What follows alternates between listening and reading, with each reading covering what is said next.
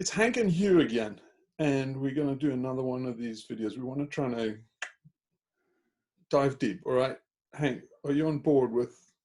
I think we're on Yeah, board I'm with here. where we want to go. Basically, yeah, take it from the last thing. Basically, do munge in a bit of XR, like we usually do, and it's essentially okay for people that like just want to duck out of this video. It's a doomer conversation.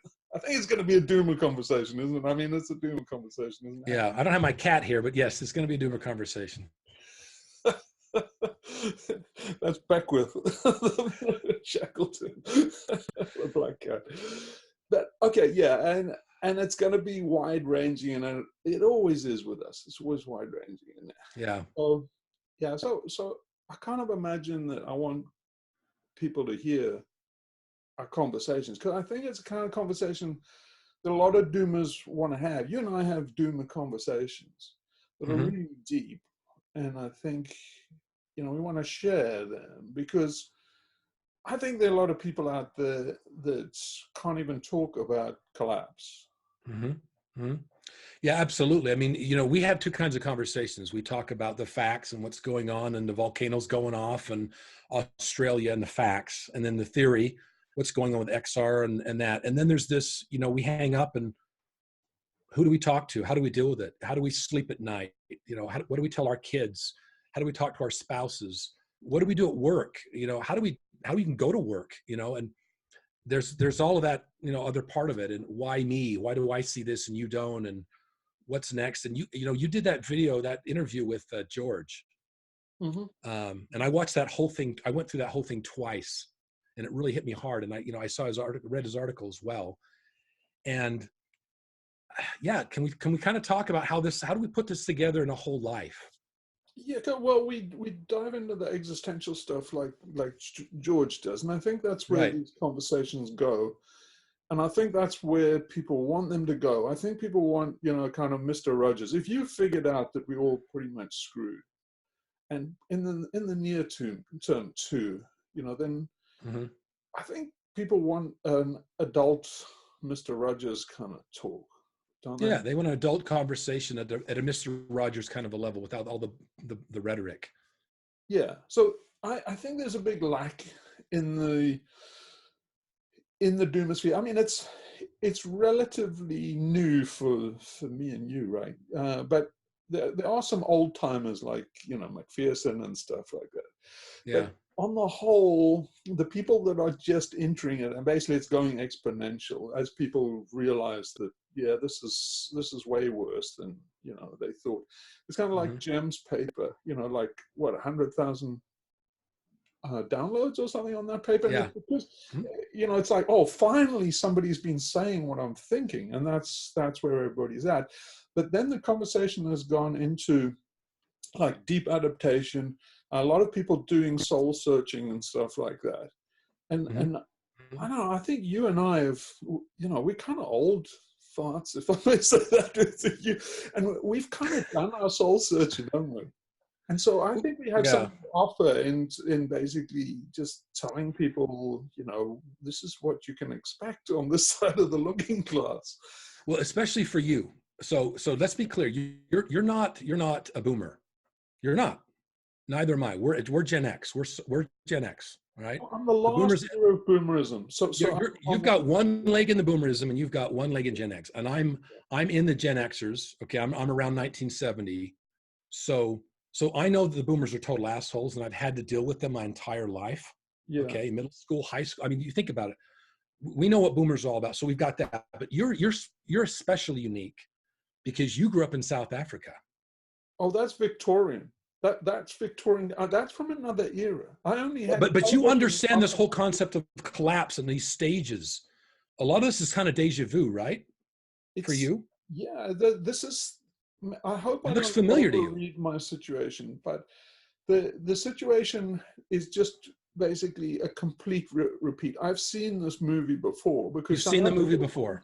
Yeah, South Africa, when we came very, very close to a Rwandan-style genocide, and all of us, I think, white and black in South Africa. It was hugely traumatic experience. I don't think anybody of my generation escaped PTSD, and we didn't even know it. It wasn't even diagnosed. It was just considered normal, and our behavior was so abnormal. It was screwed up beyond belief, and the things we saw, and it basically, I've seen everything. So you've already seen it, and now you're seeing it sort of again, starting again. You're seeing it starting again. Yeah. And you're seeing the same behaviors and the same excuses and the same politics and the same everything. Yeah. And so this is a visceral, this is in your nervous system. We're talking about trauma here, right? You've got this trauma, and then you're saying, uh-oh, we might all have a lot of trauma for us in the future. It's out there. Yeah. So and that's really, really hard to deal with. And it's like, I mean, for me, deep adaptation is one thing. It's cold showers for the rest of my life. Cold showers for the rest of my life. And just knowing I'm going to have a cold shower when deep adaptation starts, at some point the hot water is going to shut off and it's not going to come back on. It's not all the way down, isn't it? No, it's not really like that. You see, it's it's surreal. It's very, very surreal, because you get, I mean, it's just like going, it's the White Rabbit's Tea Party. In the middle of collapse, you will see people doing stuff that is, round the jacuzzi with an infinite horizon pool, having a barbecue, and it's just Victorian party time. Splendor. Yes, party time. You'll see it all. There's nothing makes any sense. It's basically like an acid trip. And so it's not easy for me. It's not easy at all. I must say that what I'm struggling with is that South Africa, we came to the brink, and we were pulled back. We were very, very lucky by de Klerk and Mandela, but those guys were kind of superhuman to pull us back from the brink. And it was really, really at the brink. The rest of the world doesn't know how close it came, but just give you an idea of how close it came. In '94, when they ran the election, finally had free and fair elections, one party ran on the platform of one settler, one bullet. And they got one settler, one bullet. One settler, and they got 20% of the vote. That's an indication of how close we came. Wow. Yeah. So I don't think the rest of the world knows that.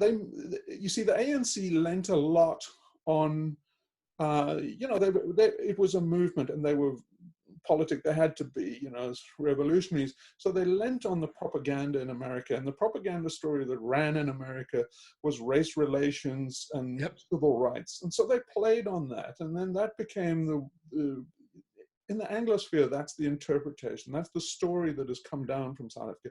It wasn't really to do with that. It's really a classic battle between the haves and the have-nots. It just so happened that the haves in South Africa happened to be white.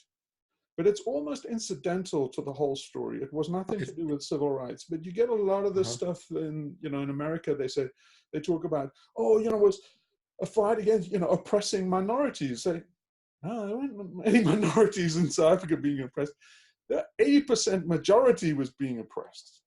So, and then because of those kind of things, I have a different perspective on and I have no time at all for all this hogwash, like from XR and, poison pill Erica Chenoweth and all that bullshit that she, I mean, it's almost blatantly basically a controlled opposition op when I see all of that stuff, because it's horseshit. Erica Chenoweth put down, South Africa as a peaceful transition. She counts that as one of as a peaceful transition, right? And that's like, you were there.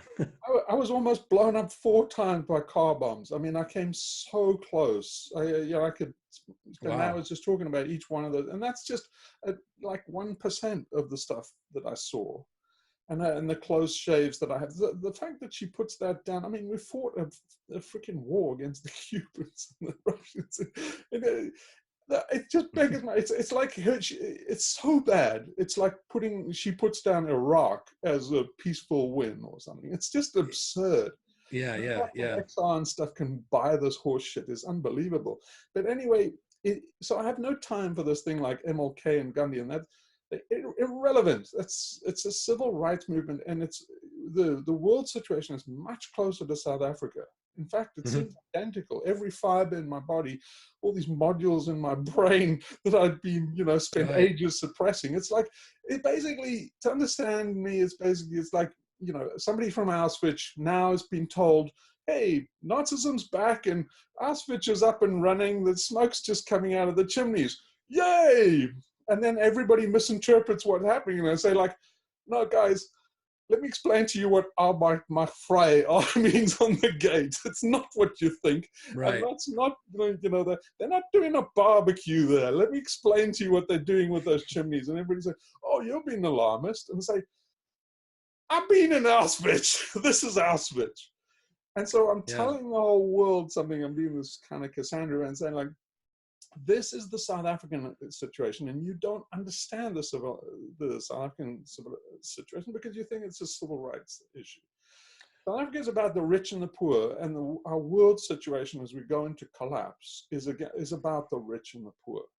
And right. It's not about race. It's not about veganism. It's not about any of that other stuff. It's really about those that have and those that do not, and the givers and the takers. And it's about it's class. Would you say it's class? Privilege at the it's privilege at the expense of extinction. You see, what the whites were doing was they were holding on to their privilege at the expense of extinction, and that's what we're doing in the West. So basically, that's what people in XR, the liberals, are doing. Is they doing Green New Deals and holding on to carbon and flights and stuff and eco-destruction. They're holding on to the economy. The industrial economy is killing the planet. So they don't want to let it go. They're in exactly the same position as white South Africans. They're holding on to a world that they know is gone. They want to fight for it, right?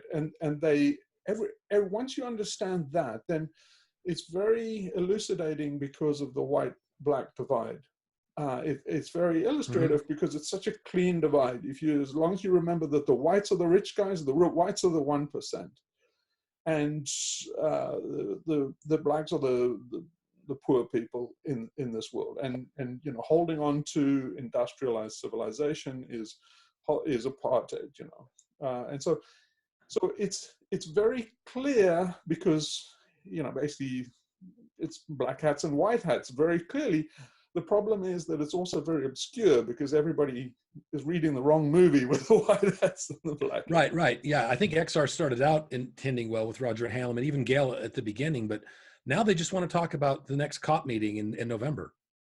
Yeah, but you see, let's take COP, and I'll show you why it's South Africa. So at the COP meeting, it hasn't got a lot to do with climate change, much less than you think. You see, what's happening there, Bolsonaro was actually right.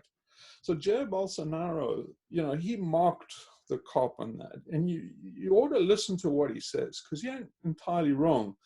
Basically, he mocks him because what it is it's a whole lot of poor countries, particularly in the global south, saying, hey, Massa, give me money, business opportunity, give me climate dollars. And it's like, if you give those guys climate dollars, look, okay, first of all, let's establish that there's no racism involved in what I'm saying. Right, exactly. This is people. If people watch this and go, oh, this guy's a racist, look, you're going to miss what I'm trying to communicate to you. Everything I'm saying has nothing to do with racism. Any white South African or black South African is done with racism. We got that shit out of our system. So you're not hearing anything about racism. You might hear a bit of racism from a South African that left, back in the good old days, and he didn't make but anybody, those guys who survived that got it out of their system completely. Yeah, the guys that lived the story in South Africa, it's like, don't look. We're not going back to that. We're not going back there. Been there, done that. So I want to put that on the table just in case. Okay, just make sure doesn't reach for the us and them revolver and get it it's like it's nothing to do that. So if we've established that there's nothing to do, then I can say stuff like that. Okay, so you give $1 to any one of those guys in the global south, right? It ain't going to be used for climate change. It's not going to be used for solar panels. It's not going to be used for eco restoration or climate. Nothing. It's going into the pocket of a corrupt official so he can basically buy a limousine and a bloody jet. Okay, so that's the one half of the COP, is all these guys coming with a cap in their hand because they think they're going to make out like that. It's corruption. pure Right. corruption. Pure corruption. Now the West knows that, and all the G7 and China, basically, they're saying like, on your horse, buddy. We're not giving you climate justice dollars. We know those dollars are just going in a Swiss bank account for some corrupt politician. Yeah, you go. Yeah. Hey, while we at this, right? I want to just pause for a moment here, and just make a suggestion. Okay. What about this?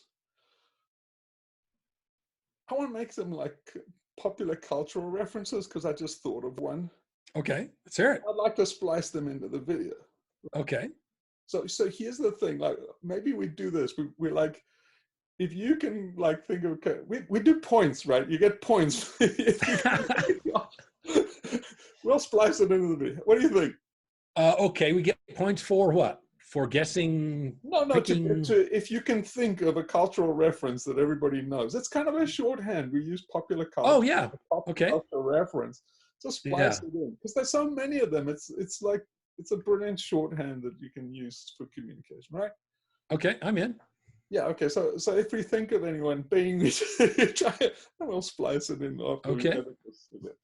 So anyway, okay, then the one I thought it was basically, it's like Zuma, right? Zuma, the president of South Africa, not president anymore. He's done for corruption. Very rare in Africa. If you want to see where your climate dollars go for, like, basically climate justice dollars. Yeah. You want to see his house, right? It's a house. House is not the right word for it. It's kind of Michael Jackson's Disneyland, a small town on a hill or something. It's just his house. It's just pure corruption, right? Okay. And that's where all your dollars are going to go. No African, other than some guy a corrupt politician in a suit, is ever going to see those dollars. Okay. So get that out of your tiny little liberal head, but I don't want to take scalps here, because we haven't got a lot of time, and these people need to be shaken up seriously. Okay, so I'm going to and that's kind of what I've been thinking as you're talking. This is a great conversation. You've had a lot of these great conversations like this, where you just take people down and go down the list. There's a lot of that out there. Doomers are talking that all the time in their backyards, right, and in the drive up, right, and Walmart parking lot. There's a lot of those conversations going on the internet right now in the doom sphere. At the end of the day, though, how the hell do you sleep? Do you know what I'm saying? South African, man. I've gone through your whole video series. Everything you're saying, I understand, is true. Now what? It gives you a thick skin. So, okay, maybe this is one of the things to talk about. Yeah. You get a thick skin or die, because basically you can only take so much horror, right? Right. And then your nervous system just kind of like freaks out. You got to take this in steps, right? You talked with George about like putting something in die over and over again, where you, right? No, so you go numb in certain areas.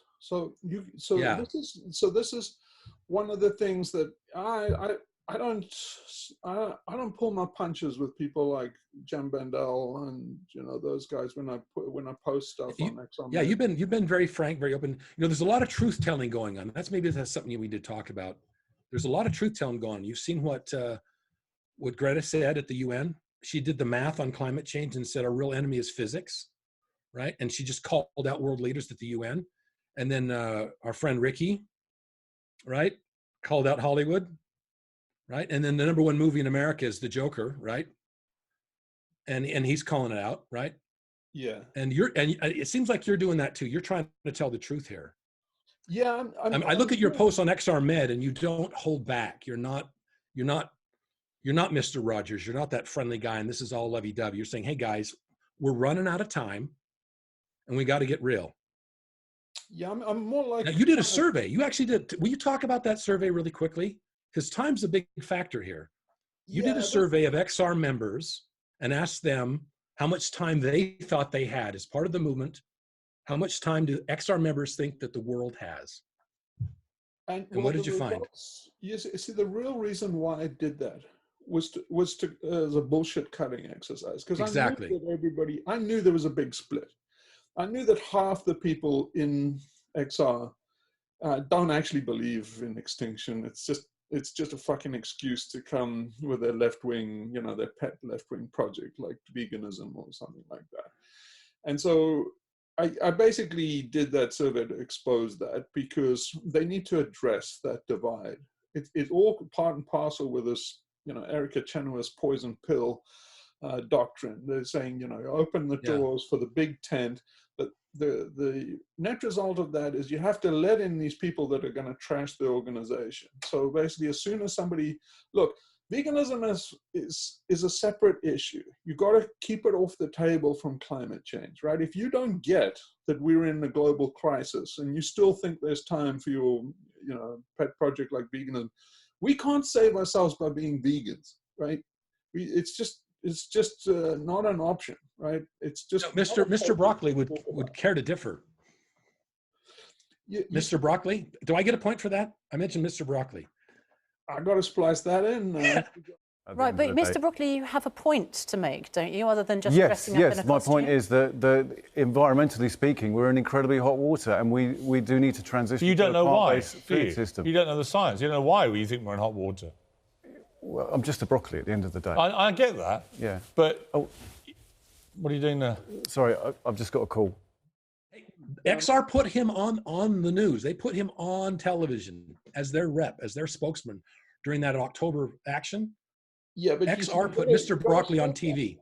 You see, you got to stop that, because as soon as somebody puts the extinction symbol up and puts a cow's head on it, then basically, very soon everybody's got some version of that. And now just pan back a bit and have a look at the picture in the sun. It's like the eco mob is back. It's a rabble of stupid people with ideas all over the map, and it's just they've got you in a box before you've even started. You cannot do that. Right. So Erica Chenoweth is self-defeating, because you can't get to 3.5% because everybody looks at you and you're already on the fringe of the fringe just because you're a freak. Exactly. So when you break through that truth, right, you're breaking through these barriers of bullshit, and then you realize you're a Cassandra, and you know that you end up on a boat.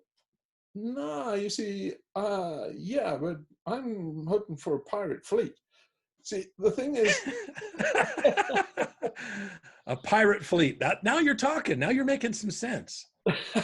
But can that be done underneath the XR tent? I know. You see, XR is just. Their only boats they got is pirates don't use pink boats, right? Well, you want a fleet of pirates, and all they got are pink boats. I'm trying to restrain myself from making seaman jokes about Well, there you go. See, I got 3 points now. We can go all day. Damn, I totally agree. So, I'm sorry. You keep going. So you want a fleet of pirates. You want a fleet of pirates, and you're the first pirate. You're out there. Okay, I get it. Yeah. So I get a point for saying this. It's like Pirates of the Caribbean. It's okay. It's like, the classic thing. Johnny Depp there saying, we're inverting the ship. Sun down and rise. Up. Now up. Down. So basically the whole thing is about flipping. We have to flip our psychology. Oh yeah. Now, oh yeah.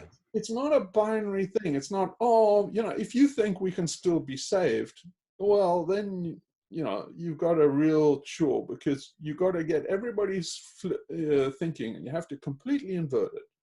Have this massive psychological flip in a short time frame. It's not going to happen. Not enough people. It's just not going to happen. Here's the thing. If you can get a few lone wolves to flip, right, anything that we can do to stop this juggernaut, even in the 11th hour, every machine that you break, right, is one less machine, one less ton of carbon that basically the survivors after this collapse have to deal with. So there's never a cutoff. There's never a cutoff. You just do what you can. Okay, I've heard you say this. I've heard a lot of people say this. I want some context this time, okay? So I hear what you're saying. Give me a time frame. Well, my time frame is almost irrelevant, but what I think personally, I think McPherson makes a big mistake, you know, putting a peg in the ground. So I'm very reluctant to do that. But I go. Well, okay, hold on, stop right there. XR has already put a peg in the ground. They Yeah, said I they got want. them to put a peg in the ground. That's important. And what does XR want? What does XR want? The Extinction Rebellion is all about zero emissions by 2025. Yeah, but that's a bullshit thing. No. What are their objectives?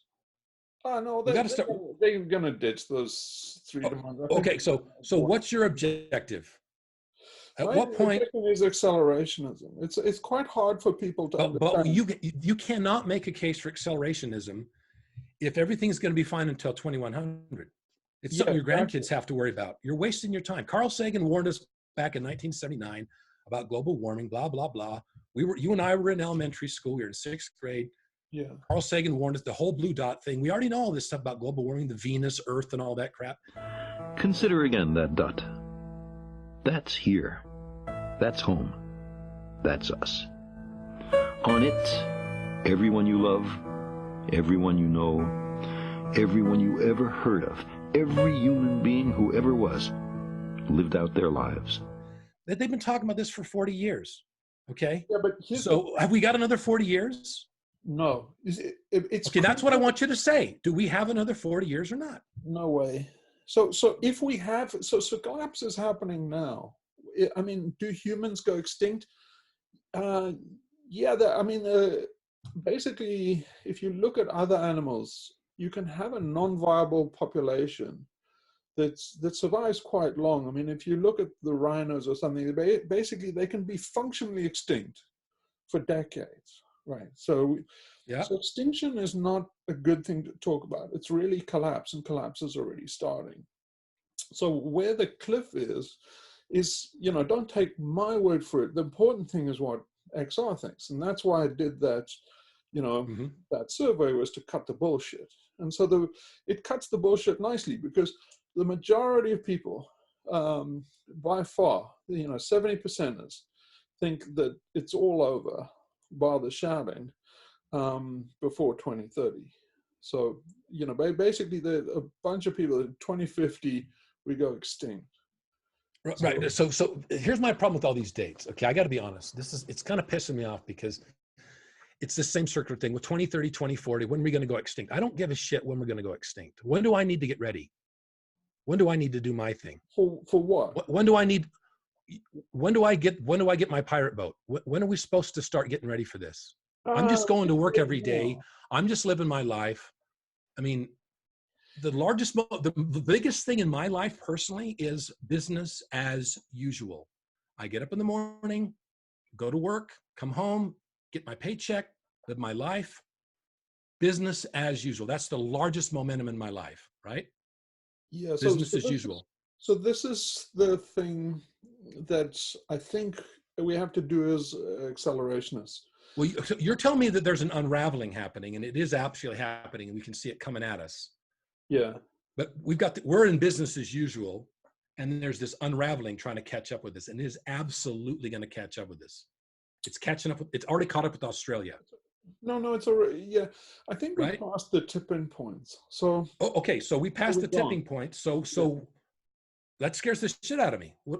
I'm business as usual. What am I supposed to do? It scares the shit out of me too. But the thing is, though, that however bad it can get, you can always make it worse by just carrying on with. Business as usual is actually making everything worse right now. Now that you know what's going down, it's getting exponentially worse. They're going to ramp this up. It's actually accelerating. The amount of CO2 is accelerating. Green New Deals would actually make the CO2 and greenhouse gases go up, not down. And those volcanoes that went off around the turn of the year here. Yeah, they're making the CO2 go up, but the real danger is methane. It basically, my book basically goes over that. It's the Arctic. Yeah. I mean, your book's called The Methane Dragon, right? Yeah, methane dragon is really running scared of. It's the closest, most catastrophic thing for us. So it's basically the biggest, most high impact thing. that could happen to us with abrupt climate change. So it's really the barrel that we're facing down. It's the first of the Gorgon's heads that's going to bite us, and we only need one to bite us. Right, and I think people are waiting for, like, well, once that goes off, then we'll get ready. It's almost like, I'm only going to wear my seatbelt once I get in a car crash, then I'll put my seatbelt on, right? I'm not going to put my seatbelt on now. I'm going to put it on when I get in a car crash. I mean, what do we do today? People are watching your video today. Well, if you care about that, get the book. You'll see what. Sorry to plug my book, but that is. I've got your book here. I actually bought your book. So you've been talking on XRMed about your book. So I bought your book on Amazon. I also have it on Kindle. So after the cloud rates go in the Arctic, it's a very short run story. Spoiler alert, right? Well, I mean, what's really cool about your book is it sort of packages this whole thing up. It lets you put your psyche around it. Does that make sense? I mean, yeah. So you call this climate fiction, yeah. Climate fiction? Yeah, it's more truth in there. There's a hell of a lot more truth and a hell of a lot more personal experience than probably you would imagine. It looks like I'm only 3 chapters in. More of that I sucked out of my imagination than I actually did. I think people would be genuinely surprised how much of that was actually autobiographical. And it's better to just call it fiction, because if I tell people, no, this is the dinkum truth, nobody will believe me.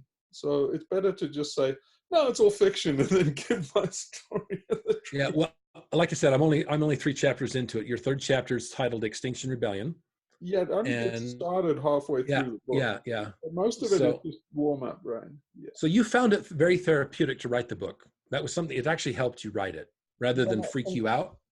And other people have said it's therapeutic. What it did, it gave me clarity into thinking through. Because basically I'm in Greece, so I'm nailed my feet to the floor thinking about collapse from the Greek point of view, and then that gave a much better clarity of what to expect with abrupt climate change. And pretty much when the Arctic goes off, we'll certainly see how bad the feedback is. But the fires in Australia, they're in a feedback loop, even at the local level. In microclimates, feeding back on each other.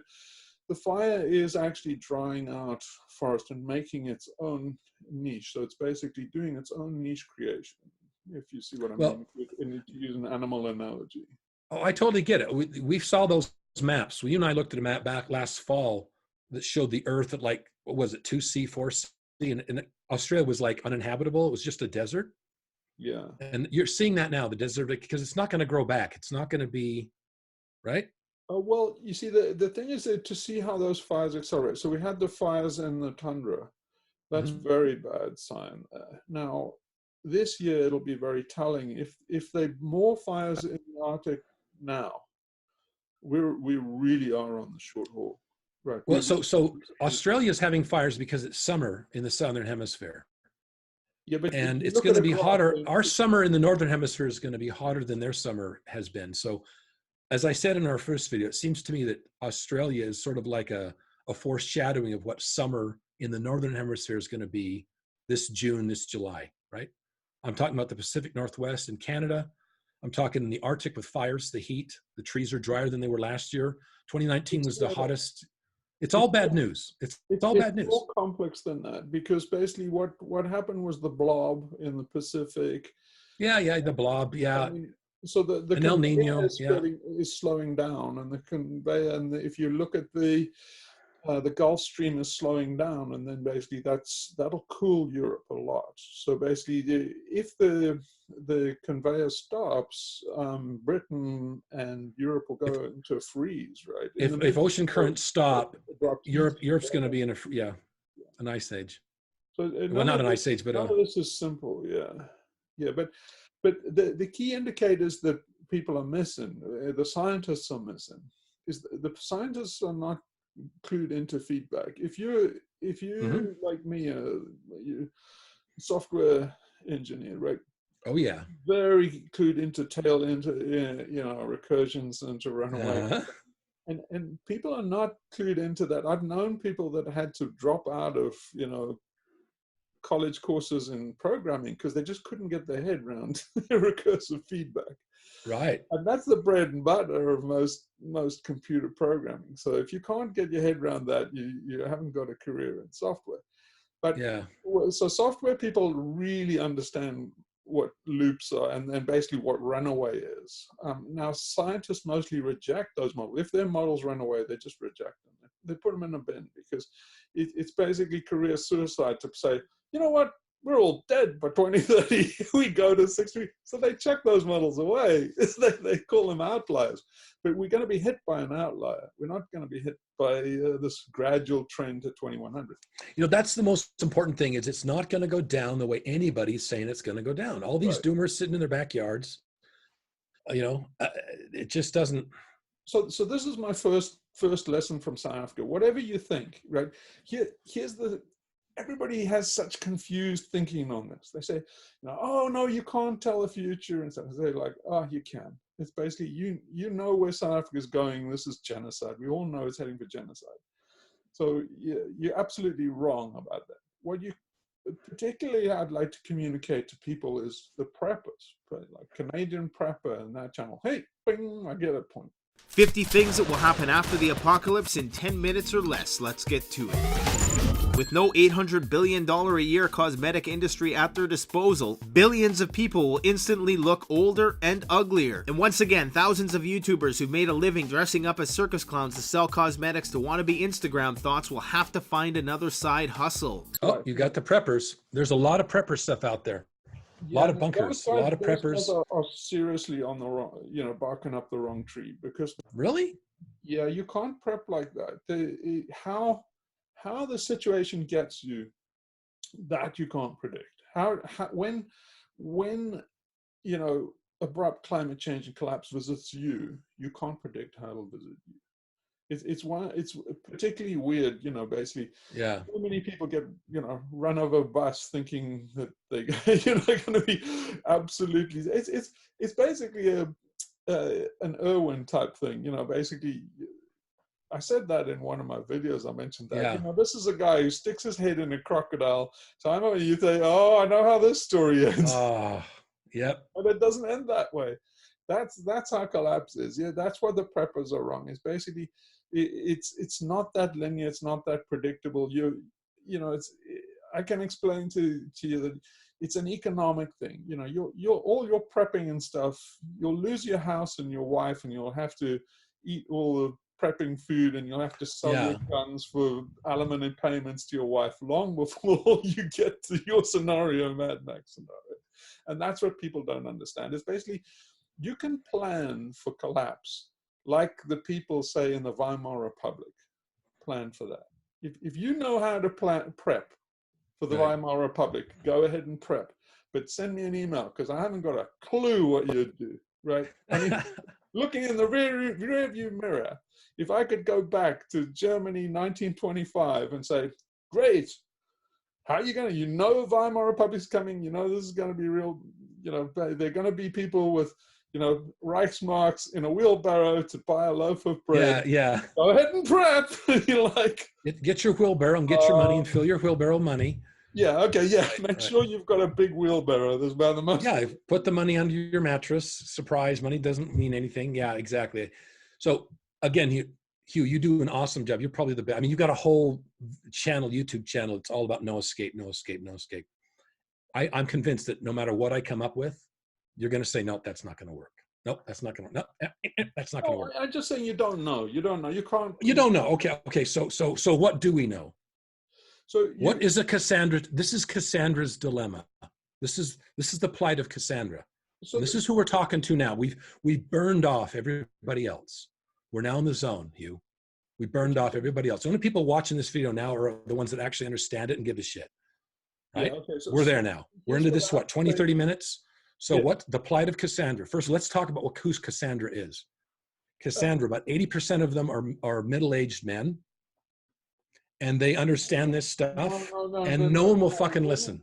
No, there are a lot of women Cassandras. Yeah. No, okay, so Okay, so let's not talk gender. But women understand this pretty well, where it's going. Okay, but a Cassandra is somebody who knows what's going on, is right, and no one will listen. Yeah, you're prophet of. It's the guy who writes the book. It's the guy who does the YouTube channel, and nobody gives a shit, right? Yeah.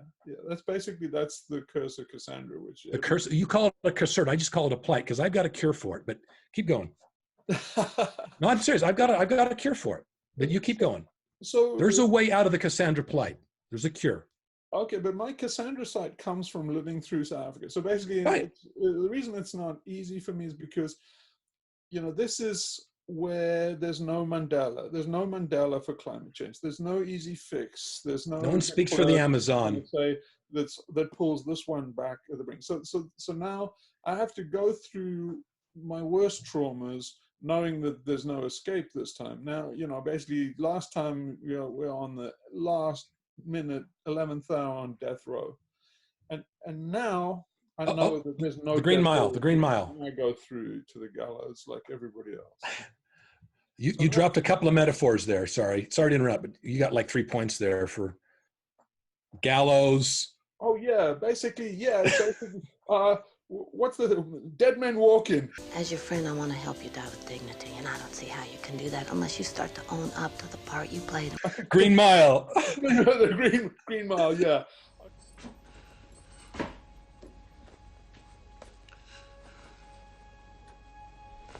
Please, Bo. Don't put that thing over my face.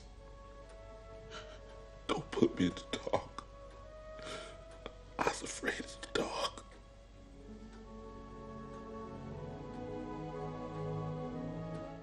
Damn, yeah. Freedom, right? The guy, what's Mel Gibson, right? Braveheart. Cry out. Just say it. Mercy.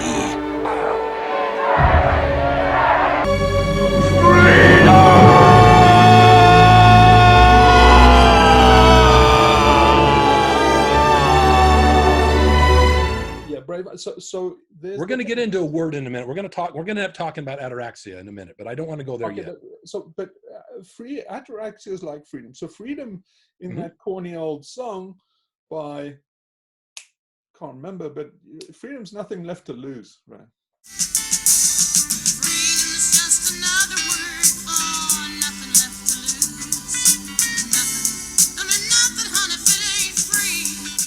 Freedom is when you have nothing left to lose. Yeah. Right. I want to go there, but I'm sorry to interrupt you. Keep going. You're talking about the gallows. Yeah. So the thing is, you've got to let these things go. So basically, it's all how quickly you can let go. So if you watch De Klerk now talk about apartheid and what went wrong and in retrospective, he'll say quite plainly the thing that English people, but in the whites were divided between English and Afrikaans. The English were less number, but they were progressive and liberal. They didn't really agree with apartheid. So in general, they had more money. So they were the kind of maybe worse offenders. They were stripping the country economically, but they didn't have the political power. But anyway, the whole point was that they didn't want to let go. So they knew that they'd lost the existence that they were used to. And basically, in the 1960s, there was this famous Winds of Change speech. Harold Macmillan came from the UK and basically read the Riot Act to South Africa and said, the winds of change are blowing through Africa. And basically said, guys, you're on your own. Britain has to move away from this colonial racist. Yeah, we're not backing you guys anymore. Yeah, and so it's like, with the West Berlin in the world, we can't support you anymore. And then basically the Afrikaners in particular, the white Afrikaners went like, okay, now we've got to circle the wagons because, we have to fight for our existence. Basically, Macmillan in essence was saying, guys, it's genocide. You just got to knuckle in and, you know, go the way of Uganda. The Indians in Uganda, they're going to slaughter you. Basically, there's nothing we can do for you. And that was the divorce. And so they were like fighting for their lives from that. It had nothing to do with civil rights. Whites were fighting for their lives from that day forward. But the thing was, they could have prevented genocide at any moment if they'd just given up the goodies, given up the good life. It was too good a life. Right. They give up their privilege. The liberal lifestyle, just like everybody now is hanging on to their climate, you know, their planet destroying lifestyle.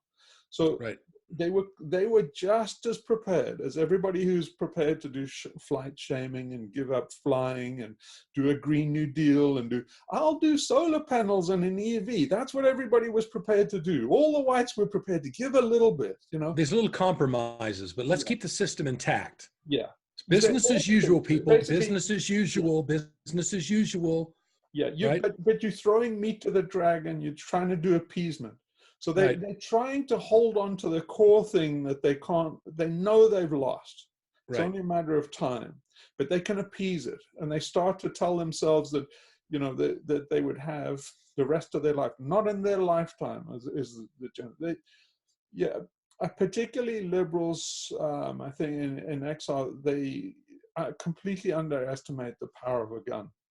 So, you know, Mao Zedong said, if Mao Zedong met Erica Chenoweth, he would laugh his head off, because he said power comes from a barrel of a gun. It's not some magic formula with 3.5% of the population. So in South Africa, 80% of the population were held down by raw violence. Basically, they traumatized the black population into submission. And you can do it relatively easy with a gun. That's how powerful a gun is. People, you know, spoiler alert to liberals, people really like their lives. And if you're prepared to show that you will shoot some bastard to get your way, they tend to toe the line, even if they're 80% of the population, right? Now, we're in that situation. The 1%ers are not going to be talked out of their lifestyle, right? They would rather die, just like South Africa. If you talk to Americans now, they would rather die than go vegetarian. So you have to put us in that position. They're in the same position of the whites in South Africa. Well, is that true? I mean, or is that fake news? Or is that fake news? No, I've seen it on Reddit. I tried it. I basically, you know, I did a little test where I went on some of these forums and asked people. And there's significant numbers of people that would rather, you know, that will at least say on Reddit, they would come in and post, look, I'd rather die. And I don't doubt them. Anecdotally, I've seen it, right? You don't have to take much of a poll to know that if you see, who'd rather die than not eat a cheeseburger? I mean, what? Who would rather die than not eat a cheeseburger? Americans, because it's part of the lifestyle. You see, if I ban meat from America, banning meat, people got their guns out. You ban meat if it's mandatory. If you say, but if you overrode them, if you say that, you know, this is government policy, it's a shoot, no more meat, eat meat. A lot of people would prefer to die, because you got to think it through.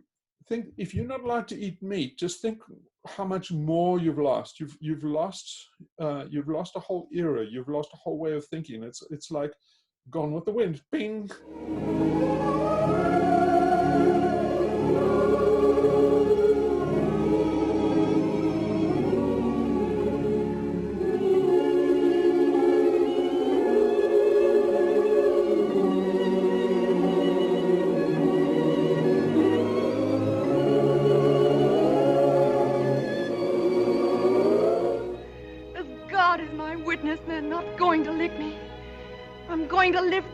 And when it's all over, I'll never be hungry again. No, nor any of my folk. If I have to lie, steal, cheat, or kill, as God is my witness, I'll never be hungry again. It's like the whole South is disappearing. You just think you lose Thanksgiving, you lose a turkey, you lose a barbecue. You lose apple pie. You know, it's basically worse than the communists. It's worse than the communists have overtaken and taken over your life. it's a life not worth living. It's not your grandparents' life. You have to give up your aspirations. You know, and I'd rather die than give up my lifestyle. Yeah, you basically. have to give up a dream. Yeah, you have to give up the dream that people can't tell you what to do to the extent of what you eat. The choice of what you eat is a large part of Americans' liberty. And so right. if you had to, you see, there's a lot more involved in just like, hey, we got to stop eating cows. So you have to fold that into your thinking. But we're not in South Africa. You're giving up a lifestyle, right? And that the flying lifestyle, the lifestyle goes deep. It goes down to healthcare and all the things that you. You've got to let grandma. You know, you got to say, grandma has no access to fMRIs and. So this is again, this is a wonderful conversation that a lot of people are having, right? They're not having them, as far as I can tell. They're not. I don't the think the Doomsphere is talking this, right? The Doomsphere is talking this. Yeah, the Cassandras know this. You're talking to the Cassandras. The Cassandras know all this, or at least they now know it because they know what you're saying is true, right? Yeah, but it's a very, very small community. It's growing, but I mean, you got. So what are they supposed to do? Is to let go. So it's the same as South Africa. It's like the survival is giving up meat in your head, not for some reason like the planet or something like that. You have to give up all your attachments, right? That's really give up your attachments. Yeah, see, it's like because they're going away anyway, I guess, huh? Yeah, so if you go into Auschwitz. Not that I've been into Auschwitz, but I've been into American Corporation, which is pretty close. When you go in there, basically, if you see, you don't know the war's going to end and you're going to be liberated or any of the history we know. So pretty much it's for keeps. And so a lot of your survival depends on how you can adapt to losing everything, to losing your status, to losing and you mean psychologically losing. You don't mean the physical losing. That hurts. But you're talking about psychologically being in the death camp and saying, I'm alive and I have nothing. Both. Is that what you're talking about? What the guys are doing in the death camp is they reinforce it. To keep control of you, they have to strip you of your self-esteem and your personal worth. They have to strip you. Because all they want, basically, is somebody to do labor. They're labor camps, right? And so they're making slaves out of the people that went into... It's a myth that largely propagated by Zionists. I've got to be careful here. But they're not putting people into death camps. The Nazis are not putting people into death camps. They're putting them into labor camps. They become death camps because they can't feed them. So they can't feed the people. They got too many people. They're trying to run a guns and butter war, and they got too many people incarcerated. So So they had this huge prison population, and they couldn't feed them all, so they turned into death camps. Yeah, you see you mustn't lock people up. Because if you can't, you have responsibility for those people. If you lock them up, then you got to feed them. You got to feed them, and if you can't feed them, you got to kill them, and that's what the Nazis got to. It's not the story we tell ourselves. You see, a lot of the SS guards and that they said that in their defense. They said they were mercy killings, and like everybody's whoa, and said no, take those guys at their word. Dying of starvation is horrible, and if you see those, the guys in the prison camp, they were starving. They didn't do that because they wanted to be nasty. They wanted them for labor. So the fact that they were so skinny like that meant that they couldn't feed their horses. I mean, that's where they were. Right. So the thing is that they have to dehumanize you so they can use you as a beast of burden, and that's pretty much what the whole thing's designed to do. So if you see, like, just take the I mentioned now before, and maybe I can get a point for this from a movie if I can. You'll be pleased with the level of efficiency I get from these workers. Hudson, under my command, was the envy of every other commandant in the labor camp system. The prisoners, however, excuse me, they would have rather been somewhere else. But that Arbeit macht frei, that's a very important thing to discuss. And that's important to understand what's going on in those death camps. So what they're saying to the guys going in there is if you want to be free, you work, right? And so they see what they're saying is basically this is punishment, because essentially they're saying this: you are living off unearned income. You're living off the backs. They're basically, particularly Jews and financiers and international people, basically the 1%. They're getting the 1%. And this at least they think they are. I mean, that's what you're talking about, what Hitler was thinking, right? And then fascism and Nazism. The Nazi thinking is the rationale, the excuse that they used. Of the folk, right? So now the tables are turned. Now you've got to do payback. So people think like Jordan Peterson doesn't understand this. Yeah, Jordan Peterson, I saw mentioned that, and I'll try to find that clip. And then when they got to Auschwitz, the guards used to have this game that they would play. And this is part of the work will set you free thing. They would get a prisoner, they'd take a prisoner who's already in pretty rough shape, and then have them carry a sack of wet salt, 100 pounds, from one side of the camp to the other. And when you think of a camp, you think of something like a football field, maybe something that big, fences around. It's like, no way, man, these were cities. There were tens of thousands of people in these places. So from one side of the camp compound to the other, that was a good hike. And that wasn't bad enough. They had to get them to carry it back and put it in the same place. Now, that's poetic in its malevolence. What you're doing is you're harnessing the human compulsion to engage in useful activity and demonstrating how absolutely futile that is despite its difficulty. He mentioned that basically, these guys are, an SS guard just picks up, he gets this guy who's just newly arrived at one of these labor camps, and he says, pick up that sack and run, to the other side of the camp, which is about 1 kilometer, and then just run back here and, basically just to be cruel. Now, Jordan Peterson thinks he's just being unnecessarily cruel because it's a pointless exercise. He's not doing that. He's breaking the guy down on the principle that you lived high on the hog on the German folk. Now the tables are turned. Now you do the work. You've got a lot of catching up to do, and that's what he's saying. Okay. Okay. So now, if you are that guy who's basically got to carry that sack, right?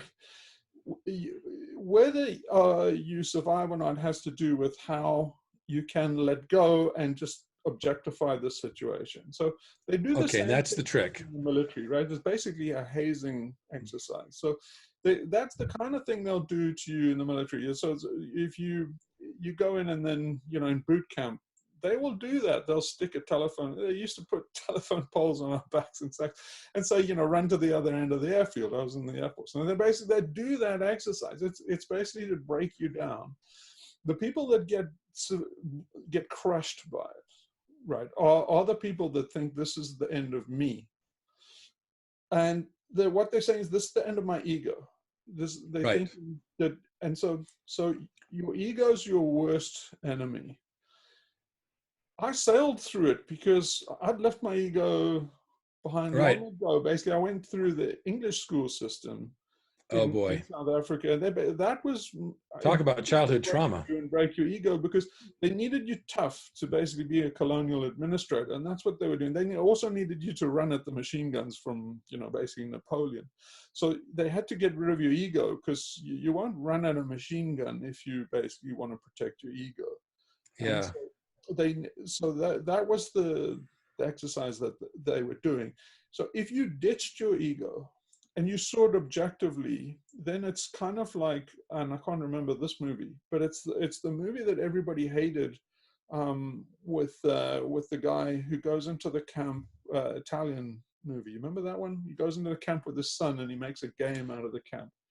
Oh, it's a Beautiful Life, or Wonderful. The Italian comedian guy. It won an Oscar, right? It won Oscar. What was that? Beautiful Life, Wonderful Life, something like that. Yeah, it's a beautiful life. life. But it got something like that. To turn the hard truth into a simple game. Life is beautiful. It got a lot of flack because the everybody said, "Oh, you can't make a game out of the thing." But I think people missed what he said. He was that wasn't his point. If you objectify it, if you leave your ego out of it, you've got a lot better chance of surviving. You don't want to go into one of these situations with your ego intact, because your ego is not going to survive. You're going to go down. Yeah. So that's the prepping that you need to do psychologically, is find all these things and write them off in your mind. Make a long, like everybody makes a list where they say all the things that to be thankful for. Right? Gratitude. An old exercise. Now go through that, and in your mind write them off. Put a line through them. Say, I've lost that. It's gone. I've lost it. I've lost it. Yeah, there goes my hot showers. Bye-bye, hot showers. Yeah, and then it's a terrible waves of grief. It seems like torture. It's physically painful. It makes you physically ill if you actually embrace that. Yeah, you got to be careful doing it too fast. You've got to slow it down and take it at a time. Yeah, it's a. Yeah, but but you see. You talked about that with George. I remember that. Yeah, but if you do that, a number of things happen. At first, it's very hard, but it gets easier. And eventually, you get to the point where it actually feels good to unburden yourself of these things. You start to smell the freedom, and it gets easier. After a while, you start, doing an inventory, searching all the things you're attached to, so you can get rid of them, because you can't. What else can I get? What else can I lose? If the definition of pure freedom is nothing left to lose, then you lose. You let those things go. You let it go. You let it go, and you feel more freedom and more freedom, and your mind opens up more, because you're free of that worry and that freak out. It's like decluttering. So it's decluttering your mind by letting all that stuff. Sailors talk about this. There are a lot of people here that can't, afloat. I mean, they're just given up on society. They just say, "This can't take a day of this anymore," and head out to sea. And then whoa, talk about there's your pirate. There's your pirates. Those are my pirates, man. Old man in the sea, right? I got a point. Zorba the Greek guy. I can't put Zorba the Greek. I can't give you that. Zorba the Greek wasn't a pirate. Hey, the British guy gets on a boat and changes his life and comes to Greece. It's about the British guy. It's not about the Zorba dude. True. That's what I was talking about. He's at the beginning of that movie. He's in the fog. He gets on the boat, and he's gone. When my little boy, Dimitri, died, and everybody was crying, me, I got up and I danced. They said, Zorba is mad. But it was the dancing. Only the dancing that stopped the pain. That's true. Actually, and he stays in Greece. He stays where you're at. Yeah, he hangs out with George, right? At that point, but anyway, thank you. The thing is that what sailors will tell is in that position, a lot of these guys, basically talk about, why you went to be a liveaboard, and then that's a very common theme, and they'll tell you about decluttering. If you do what I do, sell up. You give away all these cherished things and stuff, and sell them off and stuff, and it's painful, it's agony, but then after a while it feels good. And it's incredibly liberating. Yes, and you're talking about material possessions, but also things like politics, right? Yeah. Because a lot of the things you're posting on XR Med, you're not, and people don't understand this, because you say something and they go, "Wait a minute, you're a libtard, or you're a fascist," and you're like, "No, I'm talking." You're kind of in the middle. Because you see what I'm saying. You've let go of I'm a Republican, or I'm a Democrat, or I'm a liberal, or I'm a conservative. All that those are just different circuses and monkeys. And if you let that go, Can you let it go? Maybe I should ask, can you let it go? It seems like you have. You've transcended the right, left, conservative, liberal. You've even talked about matriarchy and patriarchy as if they need to get along rather than we need one over the other. And people just don't understand. They choke on that.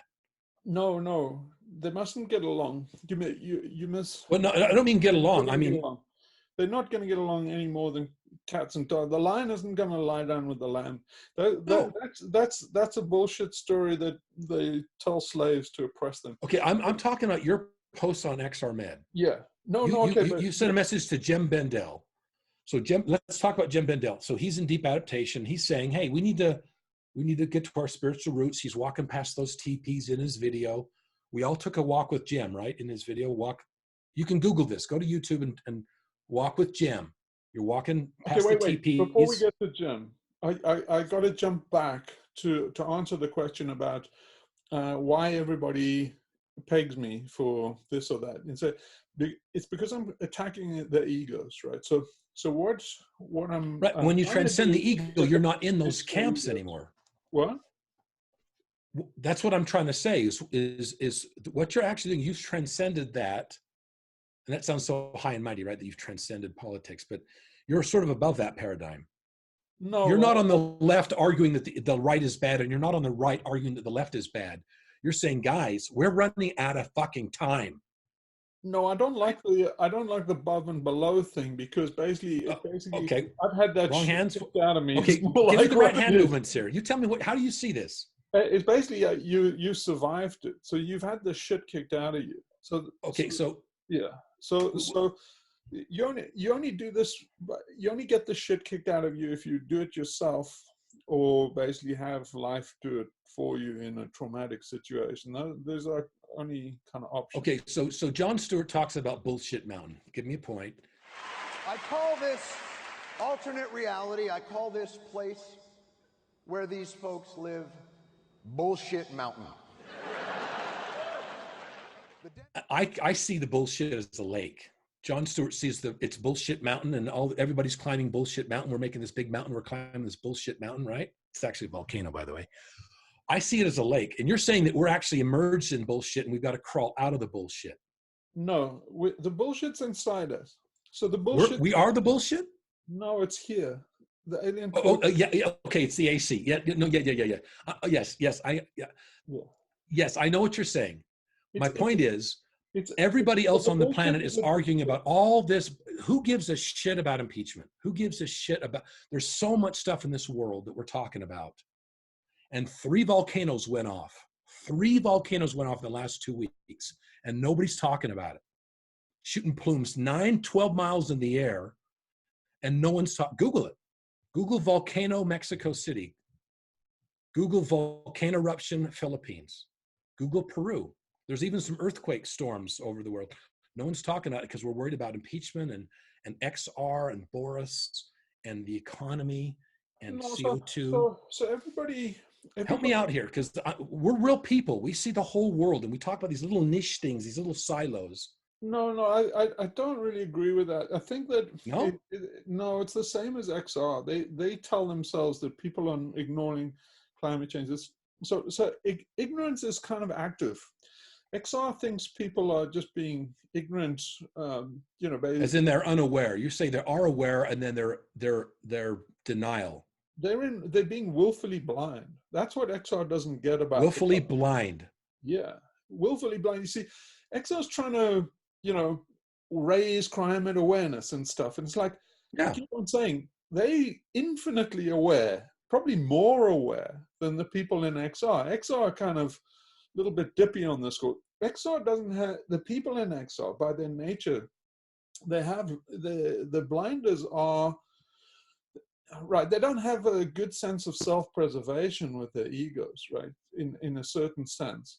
So they don't have the defenses that other people do. And basically a lot of the people that they're talking to, they know damn well about climate change, but their defenses are intact. They've got a million strategies for denial.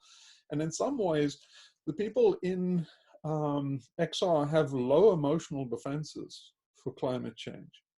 So they don't. It really freaks them out. It really, climate change really freaks them out. But most people have better denial defenses, so they kind of, you know, better at lying to themselves than the average Joe and XR. And XR doesn't seem to understand that. They think, you know, everybody is just, you know, basically, hey, they haven't heard.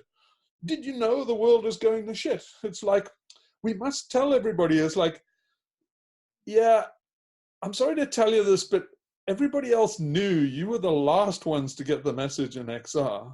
You know, basically all the climate deniers and stuff like that, they know damn well where everything's at. You know, just spend some time to talk to them.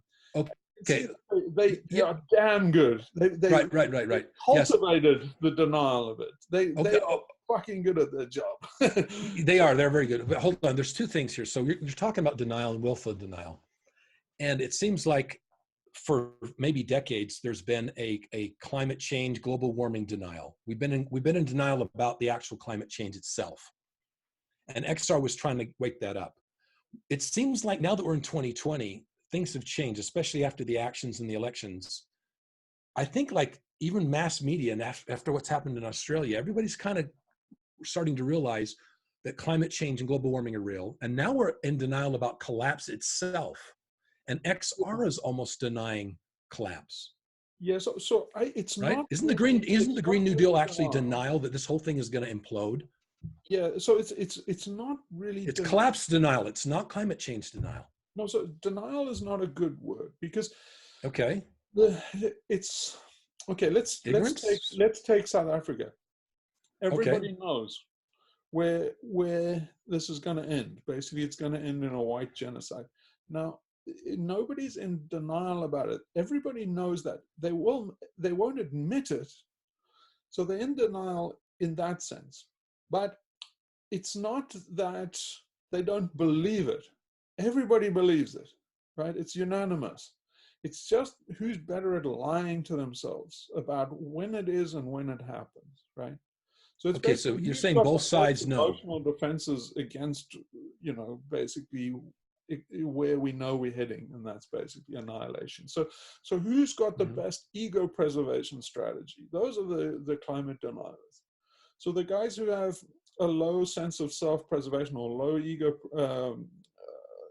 basically a low sense of preservation of their ego, they are the guys in XR that basically, you know, think they have to communicate the danger to everybody else. It's kind of like, nah, everybody else is way ahead of you. They knew the danger, and they've got the emotional defenses against it pretty much intact, you know. So let's pause right there for a second. So let's run the scenario.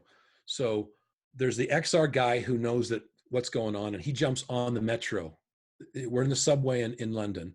The guy who knows what's going on jumps on the subway train to stop it because he pulls up the banner and goes, "Hey guys, XR, shit's going down. Pay attention, wake up." And you're telling me that all the people just trying to get on that metro car to go to work who are pissed off, they are actually how do you explain it? Okay, and they grab that guy off the train, they pull him, they get the hell out of here. We want to go to work. You're telling me those people are not in denial? That they're just doing a better job of dealing with collapse than the guy on the train?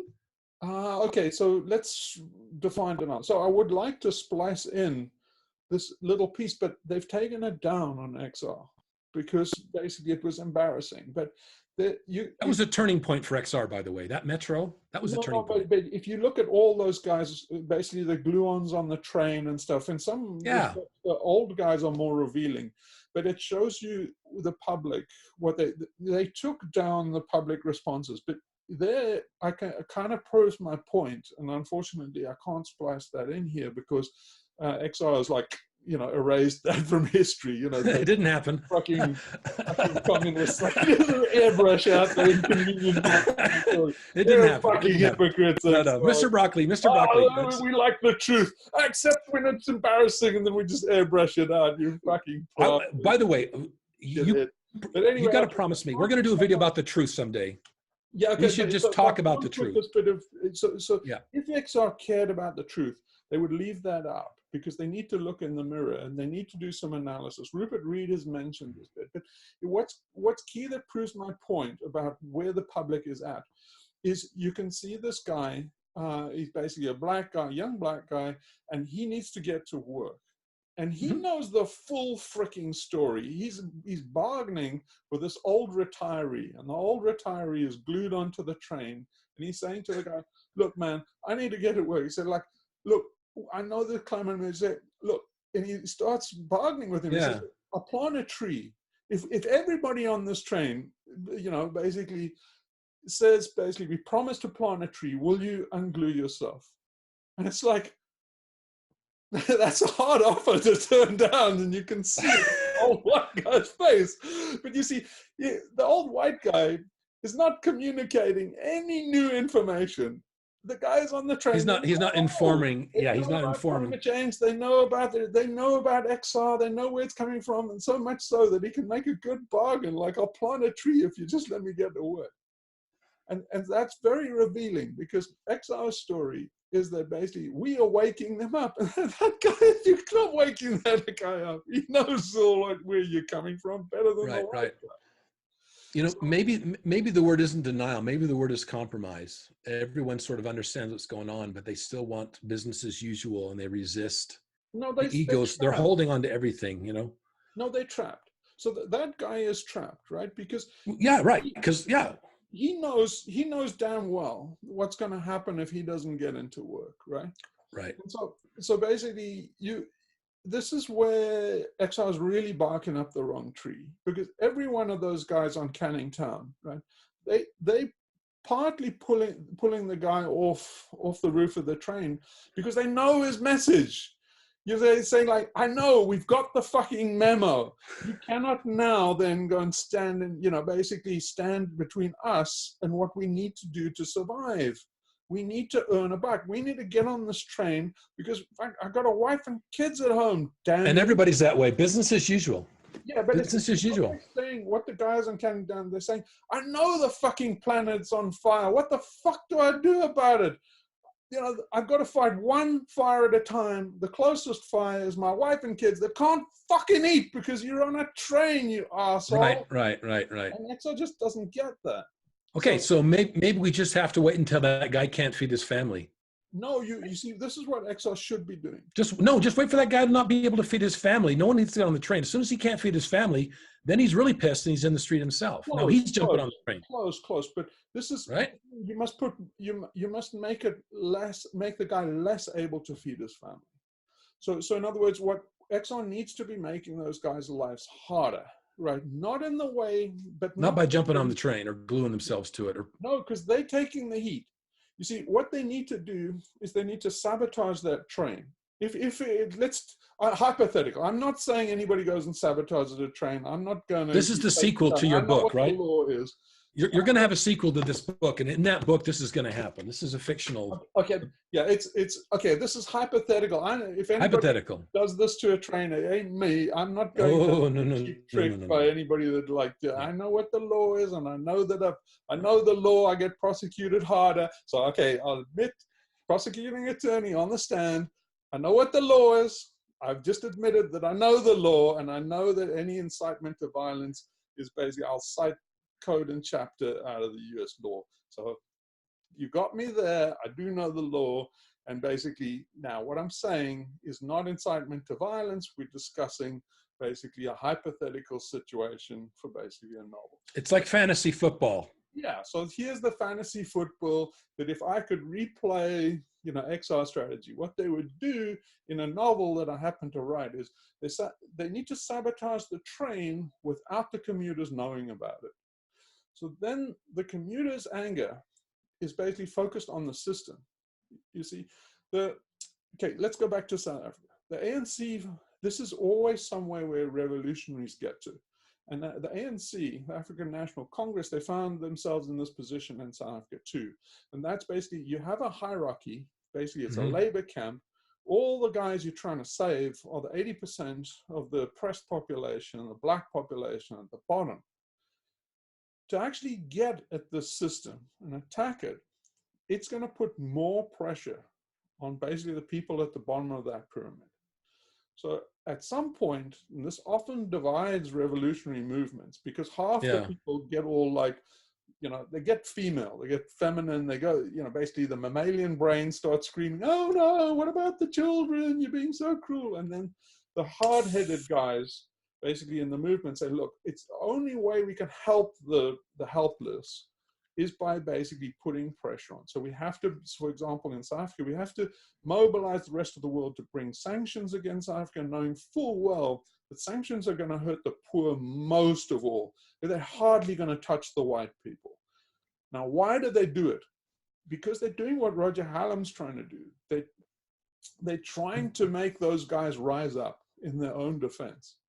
And the only way you can do it is by putting more pressure on them. You see, in the labor camp in Auschwitz and Birkenau and basically the mines in South Africa and in the capitalist system that we have in America, they're finely tuned, right? They're just getting enough work out of you so you just about hold your life together. You just, you know, the wheels are, they perfected it. So they're exploiting you with you know, clinical precision. The mortgage you can barely afford, the raises you almost get. Yeah, but the next promotion. That sweet spot, they've got it fine-tuned to that sweet spot. You see, what the ANC and these guys are doing now is putting, they will hold it in that equilibrium indefinitely so that the slaves don't revolt, right? Now, what they're doing is making the plantation system intolerable. So then the slaves basically, you know, get overcooked, and then they have to rise in their defense. And that's what they're trying to do, the ANC, for example, with applying sanctions. Now that then, in XR's case, is you have to make the guys in Kenya, you have to make the guys' lives harder without them realizing it, so that they focus their enmity on the system. And so you know, that's pretty easy to do, especially because, you know, systems like a Swiss watch and you know, it's very, very fragile. So it's very easy to do an underground stealth campaign where basically it happened in the Soviet Union. The Soviet Union found that you know, a lot of smart guys against, you know, in the background against communism and stuff. Yeah. You see, what Stalin and them couldn't do anything about was a low-level kind of wrecking campaign. That's lethal to this. You see, the system needs you to go into work every day as business as usual and support it. If you go into work, pretend to support it, and sabotage it, the system's done. It's done very soon, right? Especially undetected, right? Yeah, that's the thing, is you get into this kind of game where you know, I mean, you can only take the train example. You can only hobble the train so many times before basically the supervisor are going to say, no, this is not right, man. We're trying to run this train efficiently. So actually, going back to that little clip where those guys are actually glued onto the train in not Camp Bradford, and I can't remember where they were, but anyway, those guys glued onto the train with the black guy. It's very interesting that the train driver, she comes over, and she's also pleading with these old folk to get off of the train. But her argument is very interesting. She says, look, man, we run this train perfectly. We've gone to so much trouble. You know how it is. They have the performances. They've got to come out every 15 minutes. We have to have a train coming through here, right? Something like that. Yeah. But she's proud of the record of the train because right. Oh, track record. But they have a performance targets, right? When they privatized everything in the UK, one of the things was performance assessments. Right. They get paid and they get all the thing based on all their KPIs. Yeah. KPIs. They're ridiculous about, you know, key performance indicators. All this shit, right? It's oppressive. It's horrendous. Makes me want to vomit. But anyway, this is what she's arguing is, like, we make this train. This train's electric. It runs perfectly. Now you're stopping us. You're stopping our KPIs, right? And so that's her argument. You see, that's the point of attack there. You see, you must make her job extremely hard. So she has to miss her KPIs. Yeah, if she misses her KPIs to the point where they're impossible to get, then she's going to give up on the system. Right. then And she's that's going to rebel about and that's what XR would want. Yeah, but you see, you must make it impossible for her to reach her KPIs. While she can reach her KPIs, she's participating in the slave system. She's doing what we all do. We support this system that is killing the planet and killing us. Right. And it's basically so we can actually get our bowl of rice. They explain to us the criteria for us getting a bowl of rice, and they make sure, basically, that's how they keep the system going. That black guy is trying to get his bowl of rice. He knows, he's been drilled into him what the rules are for getting that bowl of rice a day. And so he needs that bowl of rice. They make sure that they're timing it, they're eking it out for him to just get his bowl of rice. And same with the train road. So you need to get to the point where they cannot meet. It's an impossible task to meet the demands of them. And what you're really saying is they have to see that. What you're really saying is that they have to see that the system doesn't actually work anymore. It's not working for them. Yeah, but you see, what the wreckers have to do is they have to make the system break the contract, between slave owner and slave. So they have to basically wreck the system in a way that the slave can't see that it's them. So you've got to make the slave blame the system and not XR. Blame the system, not XR. XR wants attention. They want to take credit for blocking traffic, for stopping the metro. It's very dangerous because they've gone into the thing where they're feeling good. So you feel solidarity, and you feel, basically they get a bit of this kind of expansive ego. You see what they here. Okay, geez, I've got a few things that are colliding at the same point. If you're a member of XR, your primary aim is to get rid of your ego. What they're doing is they're getting a new ego, and it's expansive. It's very liberating to feel your personal thing. Now your ego is expanded. It's the size of XR. That feels very good. It's a kind of a drug. It's a very dangerous drug, right? Because they're doing what you're doing. They're kind of feeling good the more they basically reinforce this cultish circle. So they reinforce the in-group identity, and you do that by pissing off the out-group. But you're falling behind in the overall goals. You're actually not reaching your objectives, but you're feeling really good about spinning your wheels. Yeah, you're pissing off the public, and you're feeling good about it. And you're feeling really good about look what you did in the news. Yeah. So yeah. That's why you put Mr. Broccoli on TV. It's just funny to rile up Pierce Morgan, right?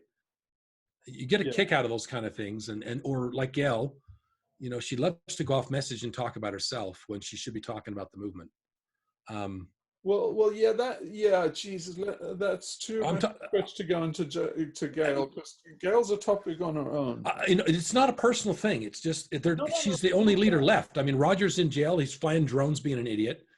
Reed. The reason I don't want to get into Gail is because she's a whole episode in herself, right? Yeah, that's true. To handle briefly, right? So yeah, we got to keep Gail out of it, and for the moment, because that's the hardcore subject that we got to get onto, and I think we can't get onto it here, but we got to work some shit out first. We got to work out some stuff first. What? We have to get some stuff figured out first. We really need to get Cassandras. We're talking to these Cassandras, and they really need to understand, they're not crazy. That's the problem with you, Hugh, is when people start to understand what you're saying and they start looking it up, their world starts to flip. You know what I'm saying? And no. Where do you get that from? No. Do I get a point for that? No. No. Bear with me here. Let me finish the thought here. Is there's a lot of people hurting out there.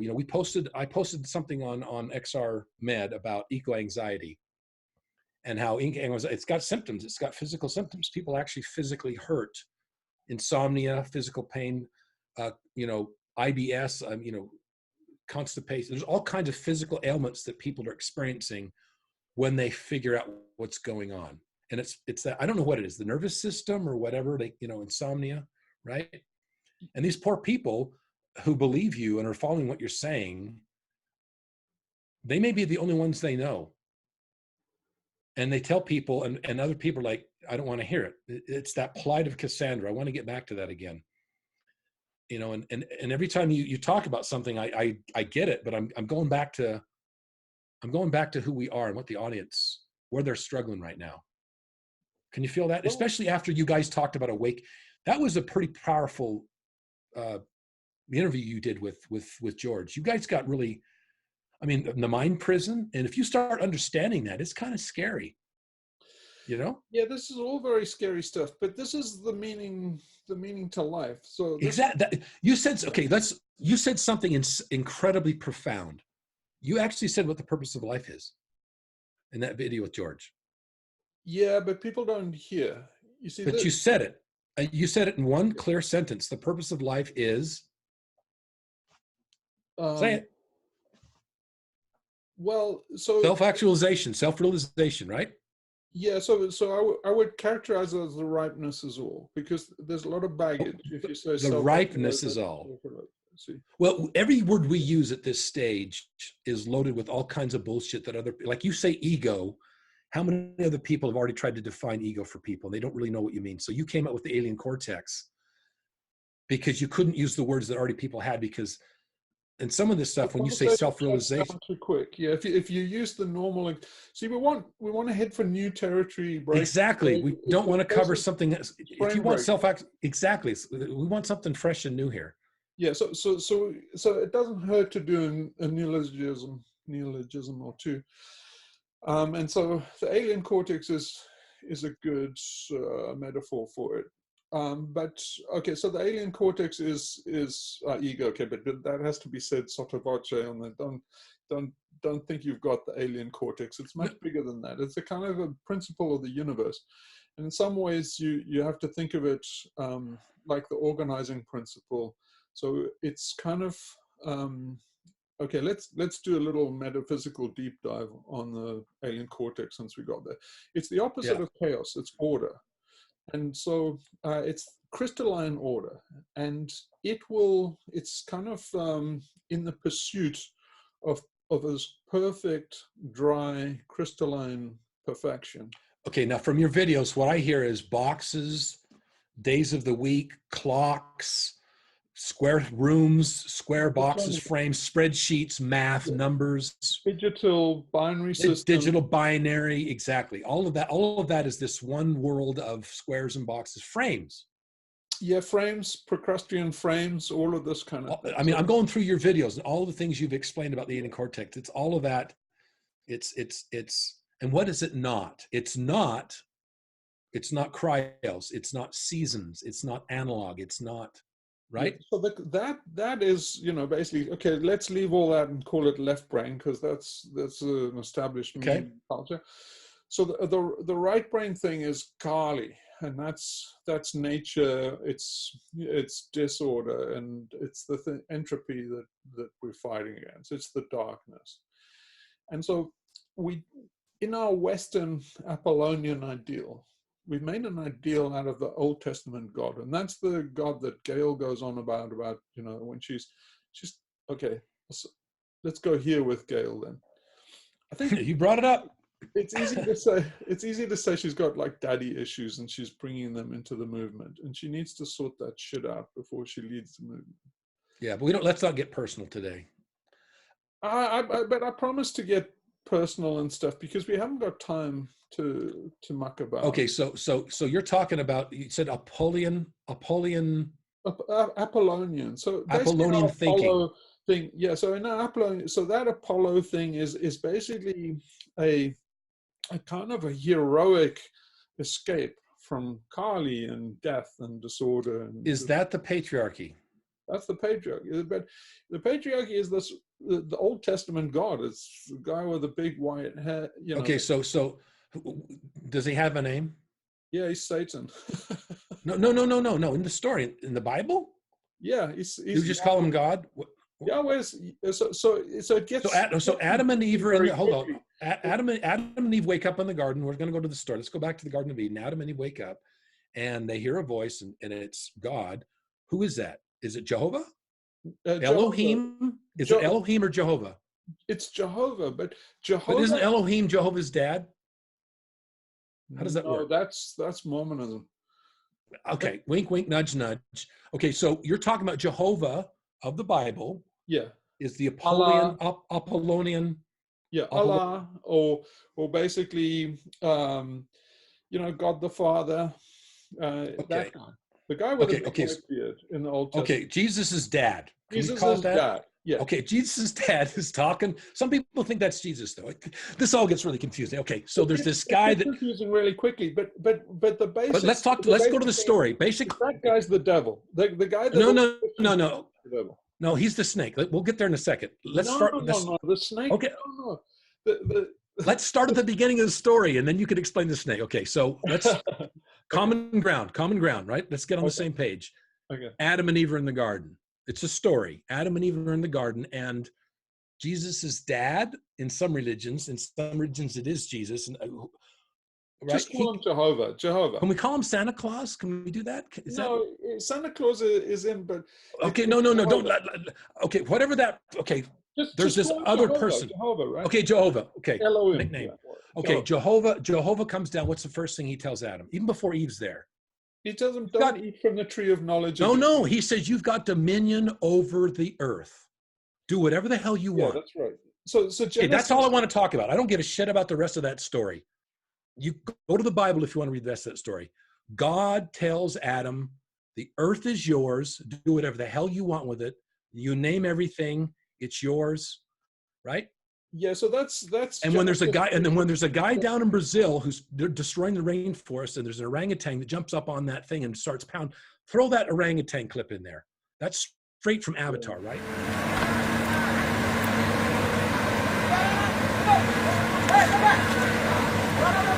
I get a point for that. Yeah. An orangutan is fighting off that guy. That guy is probably a Christian, right? The guy that's bulldozing the Amazon and puts a bullet in that orangutan's head is probably a guy, and he read the Bible, and it says, do whatever the hell you want. He's doing God's work. But yeah, he can do whatever the hell he wants because God gave us dominion over the planet. Okay, but and when we screw it up, Jesus is going to come and renew it anyway. Okay, but you're just going to get resurrected. By that fact alone is basically that's the bad guy. So the guy that all the whoa, we weren't talking about the snake. I was talking about Jehovah.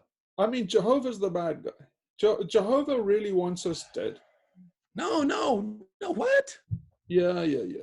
That God the Father there is basically trying to kill us. Jehovah's trying to kill us. Okay, Hugh, here's what you're doing again, Hugh. You're doing this. You're doing this, Hugh. Exactly what I'm doing. What are you doing? That's exactly what I'm doing because everybody's world's upside down. They've been taught. Yes. They go to Sunday school and they say, "Oh, this is the good guy. He's the guy with the white beard." And you say, "No, he's the freaking enemy. He's trying to kill us all." Oh, you haven't seen the last Star Wars movie. I get a point. The bad guy's the good guy. The hero at the end, which is a woman, by the way, Rey. Oh, that's a spoiler. I shouldn't say this, but basically, at the end, Rey, the good guy who kills all the Skywalkers, right? I have been every voice you have ever heard inside your head. Now, with these spirits of all the Jedi inside her, Rey crosses both lightsabers and deflects the Sith lightning back on Palpatine, burning away his body, Raiders of the Lost Ark style, and wiping out all those Sith ghosts in the arena behind her and depleting her own energy. But Ben rises up from the pit and gives her his life force to heal her, returning that favor, and for a moment they're both alive, and the kiss, but then Ben rolls over and dies, and he fades. And now finally, we arrive at our final scene. So maybe this yellow color paints Rey as a whole new kind of Jedi with a whole new outlook. And this theme of identity plays out in the final line. In The Rise of Skywalker, she learns that she's actually the heir to the most important man in the history of the galaxy. But her parents, in trying to protect her, left her with the gift of freedom from that past. Palpatine. I haven't seen all of this stuff. I'm not a big... Palpatine, the guy in Return of the Jedi, you know, that Anakin throws down and Palpatine gets fried away. He's actually been alive the whole time. And the main character was his granddaughter, and he just punked the Skywalkers for 9 movies. It's basically it's a punk. It flips the whole narrative upside down. Yeah, that's good. That's basically where we get to in Apocalypse. So in the apocalypse, you'll find out that the guy that you thought was the devil and the bad guy, that's actually God.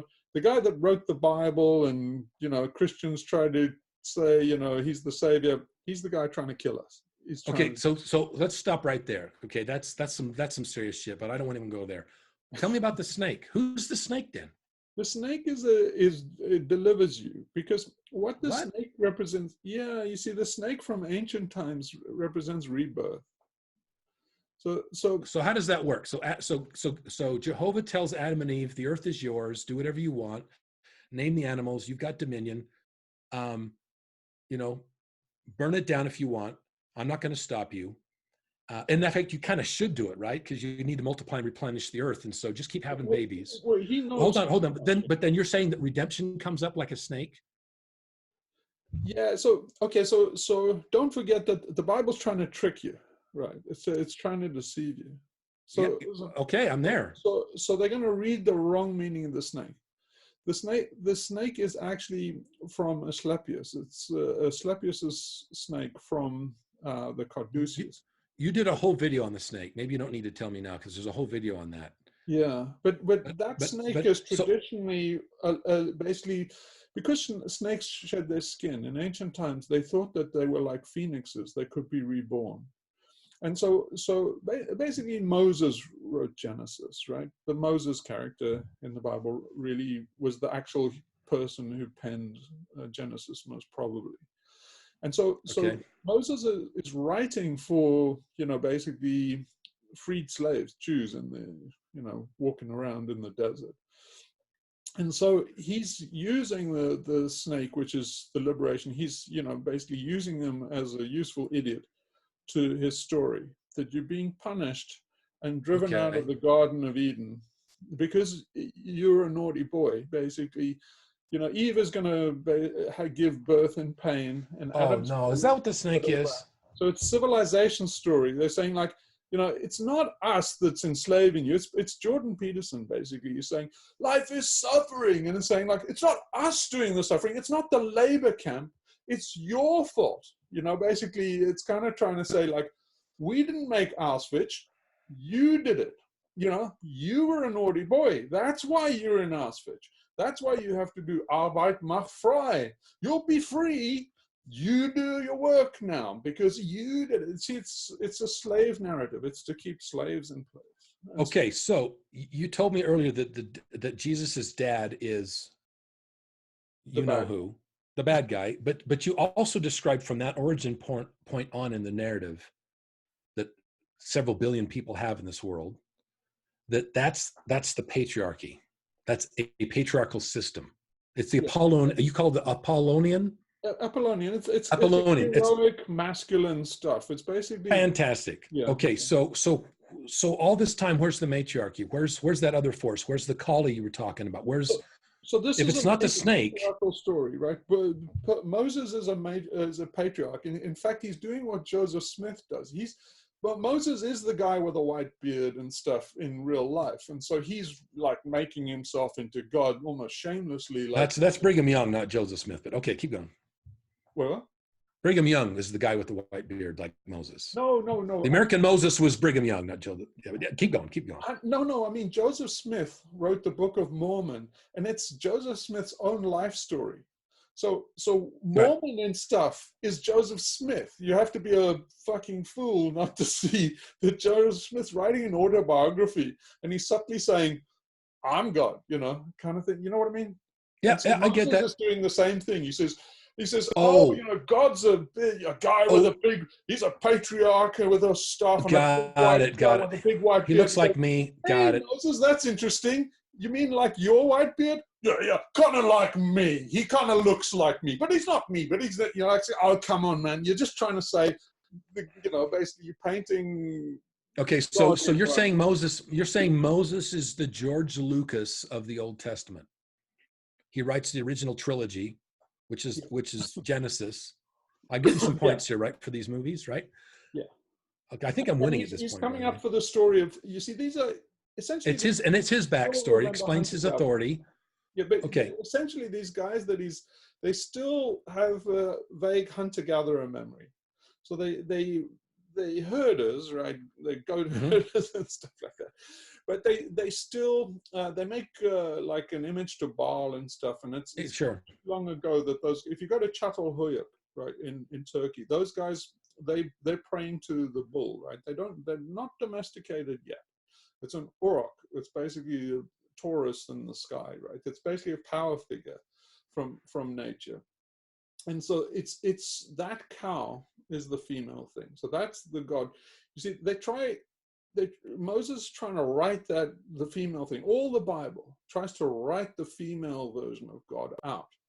Yeah. So she keeps on slipping in. I mean, she's Mary. She comes in as Mary, but they always try and diminish her. The mother goddess keeps on coming up there, you know. I mean, she's Delilah with Samson. It's like, oh God, she's back again, and they try and scribble it out, but they can never really do it. So they just try and contain her, and you know, we kind of inherited her as the mother figure. But and you said that she represents chaos, and that this Apollonian order is basically means order, right? Yeah. So it's order and chaos. Yeah. And the alien cortex is the order. Yeah. It's the evil demon that's basically the representative order. Okay, so you're harping on the AC all the time, and this whole time it's been the patriarchy and order. Yeah. So see, it's basically. And you said the right brain is Kali, and the feminine, or the it's nature. It's basically the right brain is connected to our senses, and our senses are connected to the world. So it's grounded in the world. And it gets a raw feed, unfiltered by the ego. Goddess, right? So the right brain basically gets the same raw data from the five senses that the left brain gets. So it's got its own interpretation of the world. Those split brain experiments, the world are pretty shocking. Materialism.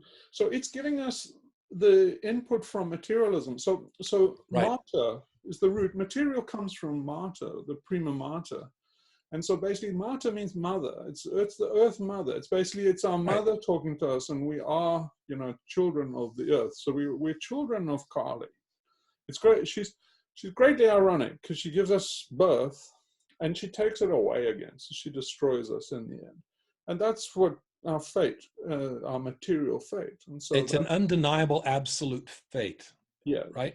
Well, here's the thing. Moses and the patriarchy are an attempt to deny that. Right.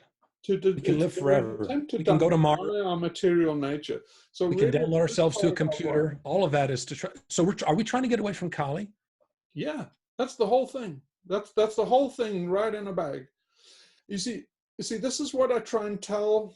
I try. This is advanced stuff for XR, but I have actually tried to tell them they've got to stop doing that shit with, the red rebels and stuff like that. Because yeah, that red cosplay shit. Yeah, that cosplay shit is dangerous shit, because that's Kali. What they don't know shit from, baby. They don't know from basically, baby fruit from apple butter. They're just basically clueless. But the archetype that they're dredging up there is Kali. Those red rebels there and stuff is a deep feminine archetype. Okay, I'm still a little confused why that's a problem, because I thought you said that Jesus' dad was the asshole here. No, because it's a feminine organization. It's highly feminized, like Gail and. What's the problem with that? Because basically they'll find deadlock against the patriarchy. So if they carry on with the matriarchy, they will find their match in the patriarchy. So they'll basically just be in deadlock against the right wing. So you see, you're talking about patriarchy, matriarchy, almost like they're like forces, or they're like transcendent powers of some kind. That if you do cosplay in the street, you're just going to mess things up because it's going to offend the men. No, you basically. You're structuring the whole rebellion, the Extinction rebellion, as basically Kali's exercise, as a female thing. So it's basically saying that it's all pink pussy boats and it's all a feminine thing. What you're communicating, particularly to men, and they're basically, Oh, I know what you're saying. Okay, now I get it. Okay. So you're signaling to the thing is this is right. It's signaling to get you. It's like. man alive, they're going to put you in a box quick, man. If you make any headway down that message that this is Carly coming to get you, it's like, we're here to tell you about climate change. Now, climate change straight away is Carly. It's basically Mother Nature's revenge on us. And then you're saying, I'm a messenger from Mother Nature. I'm coming to cut your balls off. And it's like, not a good reaction. You basically, you're basically going to get the reaction that we got in South Africa from an entrenched, encircled white population. And these guys have money and guns. They're going to take you fucking down, man. It's more importantly, as the shit starts to hit the fan, that's Airplane. I got a movie there, Airplane. Shit hits a fan in Airplane, right? There's a movie called Airplane from 1960. Okay, shit's gonna hit the fan. God, I picked the wrong day to stop sniffing glue, damn it. Anyway, that's the second one. So I think what the real point you're trying to make here, I'm trying to paraphrase this stuff because you start throwing out these references and you said somebody's balls get cut off. So let's try to understand this. What you're saying is if XR looks effeminate, pink boats and all the weird cosplay, and like the Mother Earth revenge stuff, that's just going to turn off men. Men are going to go, okay, that's what, No, way more than turn off. Way more. You basically might as well go and vote for Hitler. That's a vote for Hitler, right? Okay, but when the shit hits the fan, especially in the UK because they can't feed themselves, right? On a good year, they feed 40% of themselves, right? 50, yeah. 50, okay. So on a good year, half of the food in the UK doesn't come from the UK. Right. Right? Okay, so when they have a problem, a little glitch in that and prices go up or whatever, and XR is doing the whole pink boat thing, and people want a strong man when shit hits the fan. They want a strong man. Yeah, but look what happens when the Nazis. So XR. That's what I'm talking about. The strong men end up being some idiot like Hitler or Boris. Right? They know this is going to go fashionary. They have no illusions about that. What they don't understand is why and their contribution to it. So what they need to prepare them for is go back to Germany in the 30s, right? Mm-hmm. The things in chaos, right? It's basically a chaos. That sounds like Kali. It's Kali, yeah. Okay, so Kali in Germany, chaos. She's Durga. She's a destructive aspect. So these guys can see. So okay, I have to backpedal a little bit from there because our narrative about what happened in the war starts with Hitler and with Germany in the 30s. It doesn't really start there. It all starts in World War I, and it goes further back to that. What it really is the story of the unfolding of the Austro-Hungarian Empire. So it's all about Austria. Hitler's an Austrian, and basically the Austrians are catastrophists. Basically what happened is when the Austro-Hungarian Empire decayed, it was like South Africa. There was mass suicides in Vienna. It's basically, this is the alien cortex. Vienna is the most civilized place in the world. It's the most refined. It's the most alien cortex. And then when basically the alien cortex is crumbling under its own weight, just like we are on a global scale, and that's what's happening in the Austro-Hungarian thing. Then Hitler is a guy, Mr. Schicklgruber, actually, he's an Austrian who basically is rebelling against this decay. And he's doing an Apollonian fight against it. An Apollonian fight meaning a patriarchal fight. Yeah. Against chaos. He wants order. Order, yeah. He's living in chaos and he's trying to restore order. Yeah, but now what order means to these guys is a kind of Vogon thing. If you look at their architecture, it's all... Hitchhiker's Guide to the Galaxy. Vogon? Did you say Vogon? Yeah, I get a point there. The President tests my patience. This time I shall pursue him myself.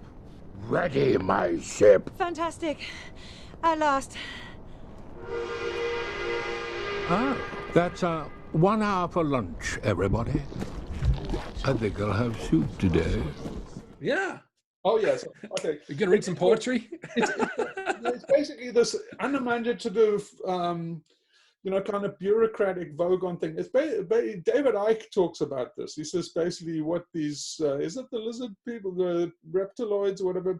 But anyway, he's got an inkling of this as these unimaginative, basically kind of artificial intelligence kind of guys. He's talking about the alien cortex in effect. And then basically Hitler is basically straight from there. He's going to sort it out, make everything, order, restore order. If you look at triumphal architecture, it's unimaginative. What they're trying to do is solid permanence, and basically, we've got rid of the chaos. So the first thing that Hitler's going to do when he gets to power is sweep out all the witches, man. He's going to basically get people like Gale and stuff, who's like just translates in sweep out the witches. What? Sweep out the witches. He's trying to get rid of. Yeah, they basically, as soon as you're seeing elements of it now, because XR's already being listed as a terrorist organization. And they've already declared Gale a witch. Yeah, the right wing. So you see where this goes is when they get to power, there's a dragnet that comes through, and they're gonna any emblem of Kali, they're gonna sweep up, and that's virtually the whole of XR. So it's very important that you take that persona off now, because that's your destiny. Oh shit. Okay, I see what you're saying. They're playing with now they're at the laughy stages where we're putting a pink pussy boat in the thing, and it's all girl power. It's like, oh man, that's a terrible archetype. That you're gonna weep, and basically in the Patriarch hates nothing more than girl power. With that shit, you're gonna regret that shit in a big way. Okay, so you posted on XR Med a solution to this dilemma. Yeah, ultimately we have to get rid of the matriarchy and the patriarchy. So that's what XR doesn't understand. They think the patriarchy is evil. Their abiding narrative is that the patriarchy is evil and stuff. Say, yeah, it's evil. The patriarchy is evil. Everyone agrees the patriarchal is evil. Yeah. So you're not on team patriarchy. I'm not on team patriarchy or team matriarchy. I'm on team exarchy. Basically, it means anarchy. No archy. Okay. So this is what I was talking about earlier. How you've broken out of the. I can't use this. Can I? How do I say you broke out? I got the. How do I do that without freaking you out? Out of me. Okay, do the hand signal. How did you break out? Show me how you broke out with your hands. Give me the hand signal. Okay, so you've had a breakout. Yeah. Okay, so you're not on team matriarchy or on team patriarchy. No, I'm on. Okay. I'm on team humans. And okay, that fundamentally does not compute to the vast majority of people on this planet. Yeah, because they either living because that's all we hear. We hear it's got to be girl power or it's got to be the patriarch, business as usual, or matriarchy and patriarchy and girl power. Binary universe. It's just the yin and yang in the universe.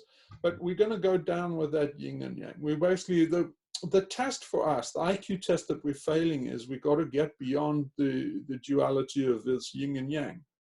So basically, XR is coming to this fight as pure yin, right? They're just basically pure female thing. Girl power. So you're going to meet yang, and basically you're going to go down like, okay, they annihilate each other. I get a good one. You're going to go down like like Sherlock Holmes and Dr. Moriarty down in the Annenberg Falls. Just you're going to go down there like two swimmers together. Conclusion inevitable.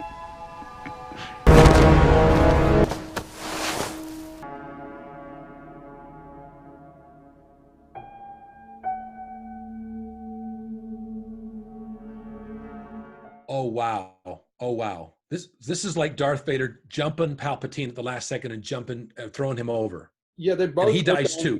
You have to kill yourself to kill the enemy. Yeah, Sherlock. The only way to kill Moriarty is Sherlock has to kill him, has to die in the attempt, basically. Yeah, that's okay. That sounds like suicide to me. Advanced stuff, but basically, it's all about killing off the alien cortex. The alien cortex is the demon inside us, and the trick's doing that without you dying, right? Yeah, that's the art. You see, why the XR is in deadlock, or wind up in deadlock. They'll find their match in the fascist right. Is the fascist right okay, like I mentioned a 5-layered model because it's easy to talk to your alien cortex in that kind of reductionist way. So I just say like, okay, your left brain is your alien cortex reductionist. So here's a very reductionist model of the human psyche. It's 5 layers, kind of evolutionary layers, you know, basically. You see it in the brain stem moving up, lizard brain. Yeah, so the million what brain. the right is an unholy alliance between the reptilian brain, basically your limbic system, and your alien cortex.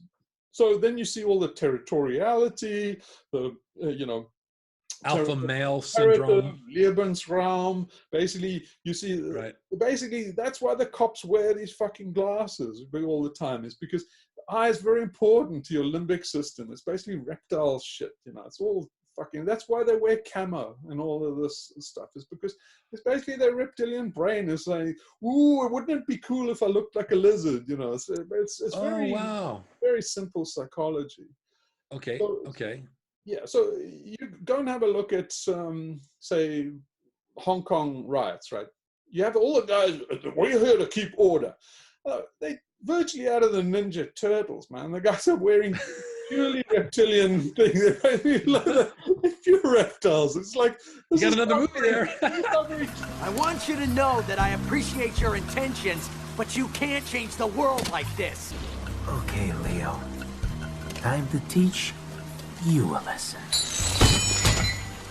It's not very challenging. A 5-year-old can see the psychology. It's not very deep. Right. So we're dealing with lizard brains there. Yeah, but it's an unholy alliance between the alien cortex and the lizard brain. The lizard brain is really stimulated. What XR is doing is stimulating that lizard brain even more on the fascist right. It's basically saying you are more under the threat. We're coming to get you. This is Carly, and it's like, whoa, limbic system and overdrive. And so the alien cortex with buttons, right? Because they perceive that as a threat. It's a fucking, well, isn't it a threat? It's fucking T-Rex coming at them for as far as Mr. Broccoli and those women dressed up in the red cosplay. How's that? I mean, think of it in terms of a lizard, right? Think of it in terms of oh yeah, a lizard would freak out. Mr. Broccoli would scare the shit out of a lizard. Yeah. The right is going to come down on this like a hammer. Yeah, it's just like what happened in Australia, right? Who are they blaming for the wildfires in Australia? On the right, who's the right blaming the wildfires in Australia? It's the elements of chaos, you know. No, it's the Greens that wouldn't let us burn responsibly. No, but they're saying it's optimists. You know, it's elements of chaos. It's anarchy. It's chaos. It's okay. And it's basically the lizard brain is triggered and saying, "Serious," you know. It's basically, imagine this horse and rider, but like a T-Rex and this rider on it. The T-Rex is like, fuck, this is bad shit. And it's communicating. The alien cortex is calculate. And that's what's going on. Oh, you basically strapped a computer onto a T-Rex. Yeah, that's what that is. That's the right way. Okay, that's kind of scary. Adolf Hitler is a computer strapped onto basically a T-Rex. Yeah. A T-Rex. Okay. There's a movie in there somewhere. Did somebody do a painting of somebody riding on a T-Rex with a shotgun or something? Anyway, forget that. So what about the other side? Okay, so the patriarchy. So the patriarchy is the AC and a lizard. And an unholy alliance with the mammalian brain. So the alien cortex with an unholy alliance to the mammalian brain. Yeah. So what is this? Is this a computer strapped onto a mama bear? Yeah. So if you think about it, basically, XR is all about, you know, it's all triggered because it's kind of like maternal rage, you know. It's in some ways Mother Earth payback, right? In some ways, Greta's doing like a little baby, you know, mummy bear, going like, you know, oh, you've taken away one of the children, and you know she's doing, you know, oh, cute. It's very triggering. A little raging bear cub, you know. It can be very triggering, can it? Yeah. And so the but anyway, the mammalian brain there is all about, it's for the children, you know. Please, we love you. We're doing this for your children too. You call it kumbaya. On XR Med, you call it kumbaya. Yeah, and the like the pink pussy boat, right? it's hearts and stuff like that. What a heart is a vagina. It's just a symbol for vagina. It's very obvious. No, a heart? You mean like the red heart? Yeah, a heart symbol is an open vagina. It's a gaping vagina. What? Yeah, that's what a heart symbol is. Yeah. It's a bit of a freak out to see that, especially because it's little, the little. Oh, I see what you're saying. Okay, whoa. Okay. I can't unsee that. Yeah, okay. It's basically okay. Now I can't splice this in, but it's basically like what's the guy from Hazard? Flint, Larry Flint. Who's the guy who did Hustler magazine? Yeah. Larry Flint, wasn't it? Right? Yeah. Yeah, Larry Flint. Yeah. He said something. He said something like that. I think Cherry Gross on NPR years back had him on, and she tried to nail him. A bit, and try to nail him, and he had a comeback that really I think took the wind out of his sails, because she said about basically doing pink stuff in porn, basically showing pink. I think is the right. term. Yeah. And then that's she could have said that that's really demeaning to women, and then he caught it out, because he did what she didn't expect. He went straight for her mammalian brain, and he said, well, a female vagina to a man is like a flower. It's like a beautiful flower opening up. It's like, ain't no defense for the mammalian brain, because that's what it is. That's what a heart symbol is. And so, right. So using that symbology really does have a limbic system connection. It does, but the female part of it. See, in neurology, the hippocampus and amygdala is very biased, gender biased. So it's full of the oxytocin and stuff. So XR is basically females and stuff in the crappy psychologists, big five model of the human psyche. Then they score big on agreeableness. Agreeableness is the thing that psychiatrists and psychologists and that today in the big five model, that's their best attempt of identifying the mammalian brain. And see, the women in X are trying to be agreeable. We just talk. We need to get an audience with Gove, and just talk to him, and we need to explain that he must think of the children. We need to get the politicians to understand and listen.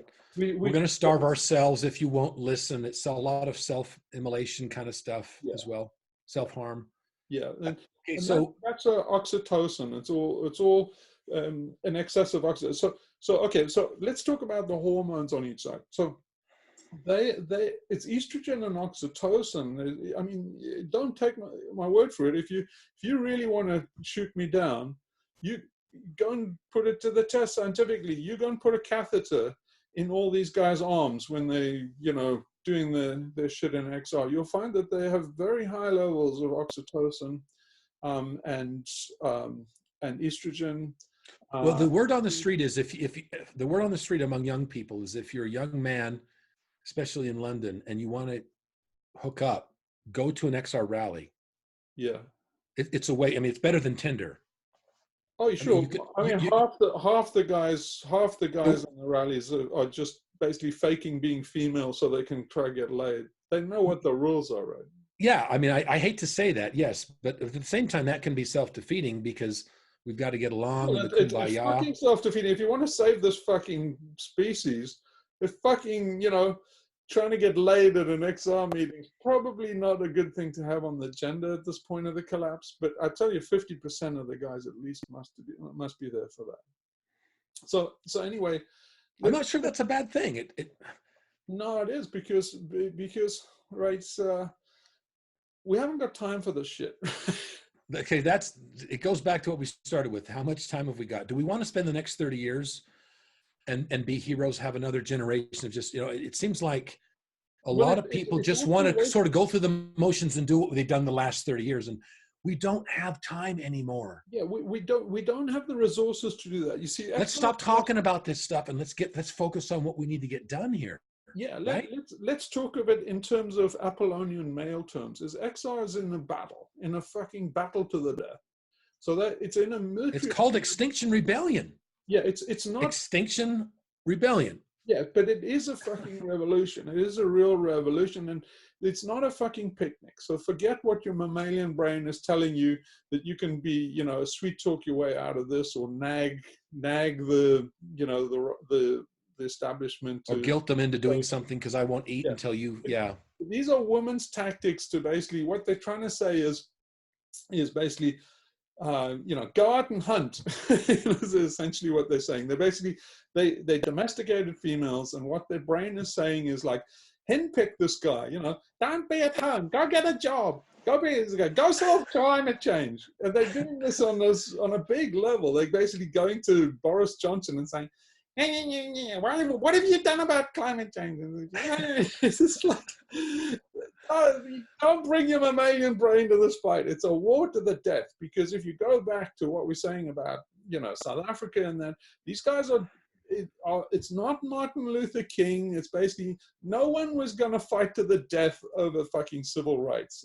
If you say, okay, you want your civil rights, you can have them, but I'm going to shoot the fuck. Every black guy in America gets shot. Deal? And then say, no, okay, forget civil rights. I won't be doing that after all. Thank you very much. And say, so it's not a fight to the death. But in South Africa, it is. Fight to the death. Well, it was, but it wasn't. Our fight to the death is actually a universal fight to the death. Okay, so we're in a fight to the death. But Martin Luther King wasn't in a fight to the death. Right? Exactly. It's worse than even urine metaphors. So I'm gonna get a point for using Titanic, the movie Titanic, right? You've used that. Okay, I got it. Okay, and I love it. But you know what? It's wrong. Here's why it's wrong. Because when the Titanic sinks, the rich people get on the boats, and there's another boat that picks them up. Wait for an absolution that would never come.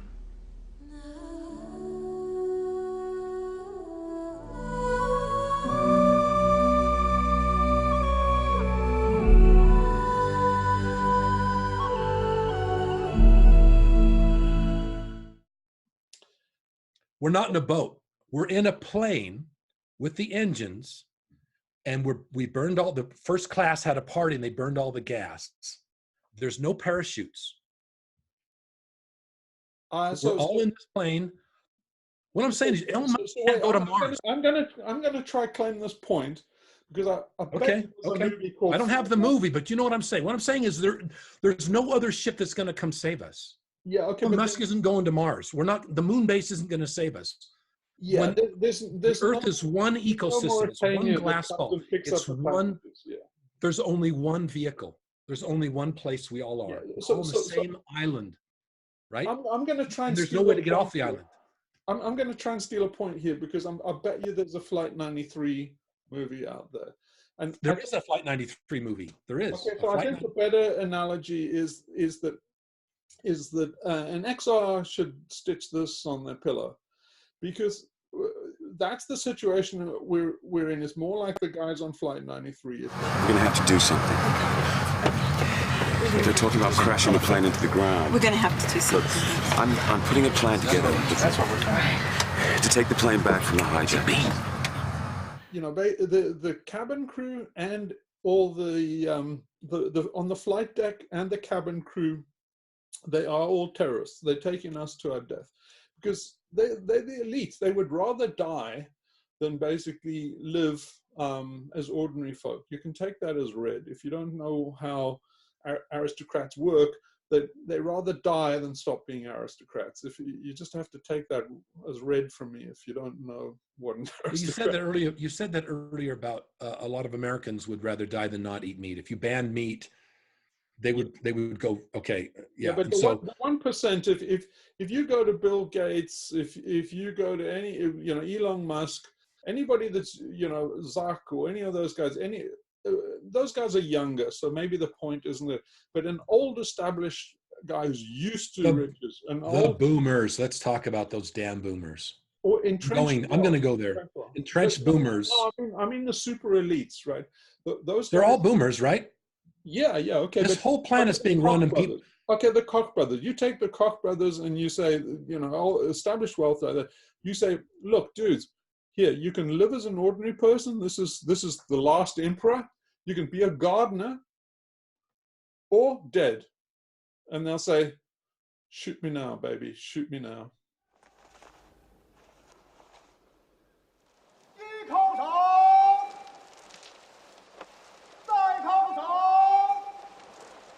We'll proceed in orderly fashion to the main waiting room and await instructions.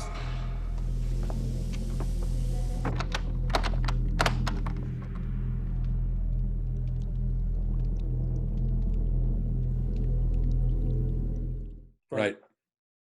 So what Andrew and Kate or whatever is what they're doing now is they don't know what the hell they're doing, because they're opting for a lifestyle that most of their class would rather die than do. So anyway, I just point that out to show that this is not a cakewalk. No, not at all. Not at all. It thinks Not at this all. is all, And we're running out of time. A bit of a picnic, but this ain't. You're not in Kansas anymore. And we really don't have time this time for the gender discussion. And it would be fun to have a gender war that went on for 10 or 20 years and reform and laws, but we don't have time for all that stuff right now. Everything that's happened before in your life and in my life, and all you always bring up World War II and all that stuff, that all had something that happened after it, right? After World War II, it ended and life went on. We're facing something absolutely unique here. They're burning the stage. Yeah. The projector's on fire. You know what I'm saying? The cave. In Plato's cave analogy, I mean, with human extinction, there's nobody here to talk about any of this. Yeah, this is the point that I make to a lot of these guys that, and I this is some serious stuff. In that, but there's a large part of these guys that are very zen about it. And it's saying, like, you guys are missing a big point here, because, well, maybe you're right, but as far as I can tell, if you go by the evidence is that we're the only consciousness in the universe, right? The Drake equation and the Fermi paradox, they haven't panned out. The exoplanets and stuff, they don't have water on them. Hey, there was just I'm going to stop right there. Right? I'm going to stop right there. There's a new movie that came out called Ad Astra.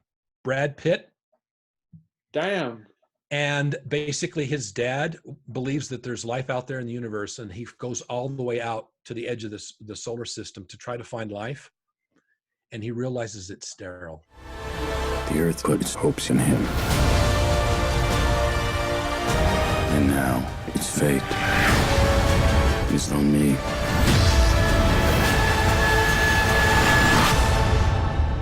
We have a job to do. Are you ready? Yeah, but in any case, it's sterile because it's inaccessible. It might as well, the gulf of space might as well be a lead wall 3,000 miles thick. It would be meaningless. Even if we got a signal from outer space, it would be an academic. Everybody says, it's the biggest question is, are we alone? Yeah, we're alone. Even if you heard somebody, you couldn't communicate with them. It's kind of like an interesting footnote that there was some other bastard out there. That's all. You're not communicating with them or talking to them or going to see them. No. You're better off going to the movies. Yeah, the physics says that we're it. And so the Zen guys who say, it's cycles, and they say, no, be careful on this one. If this planet goes Venus, that's it. That's the show of an entire galaxy, billions of galaxies with billions of stars in them, and it's over. So the whole stage goes dark, and that's what these guys are not prepared for. And that's how this is different than every other situation. Every kind of disaster film, the film's over and everybody laughs and leaves the theater. We're talking about an empty theater here. We're talking about not any human life. I mean, yeah, I think it's that way. It's a black sterile void. It's bizarre. It's out there. Okay, but here, clip I got to put in here. The black sterile void is who? Colley. Yeah, but Alan Watts.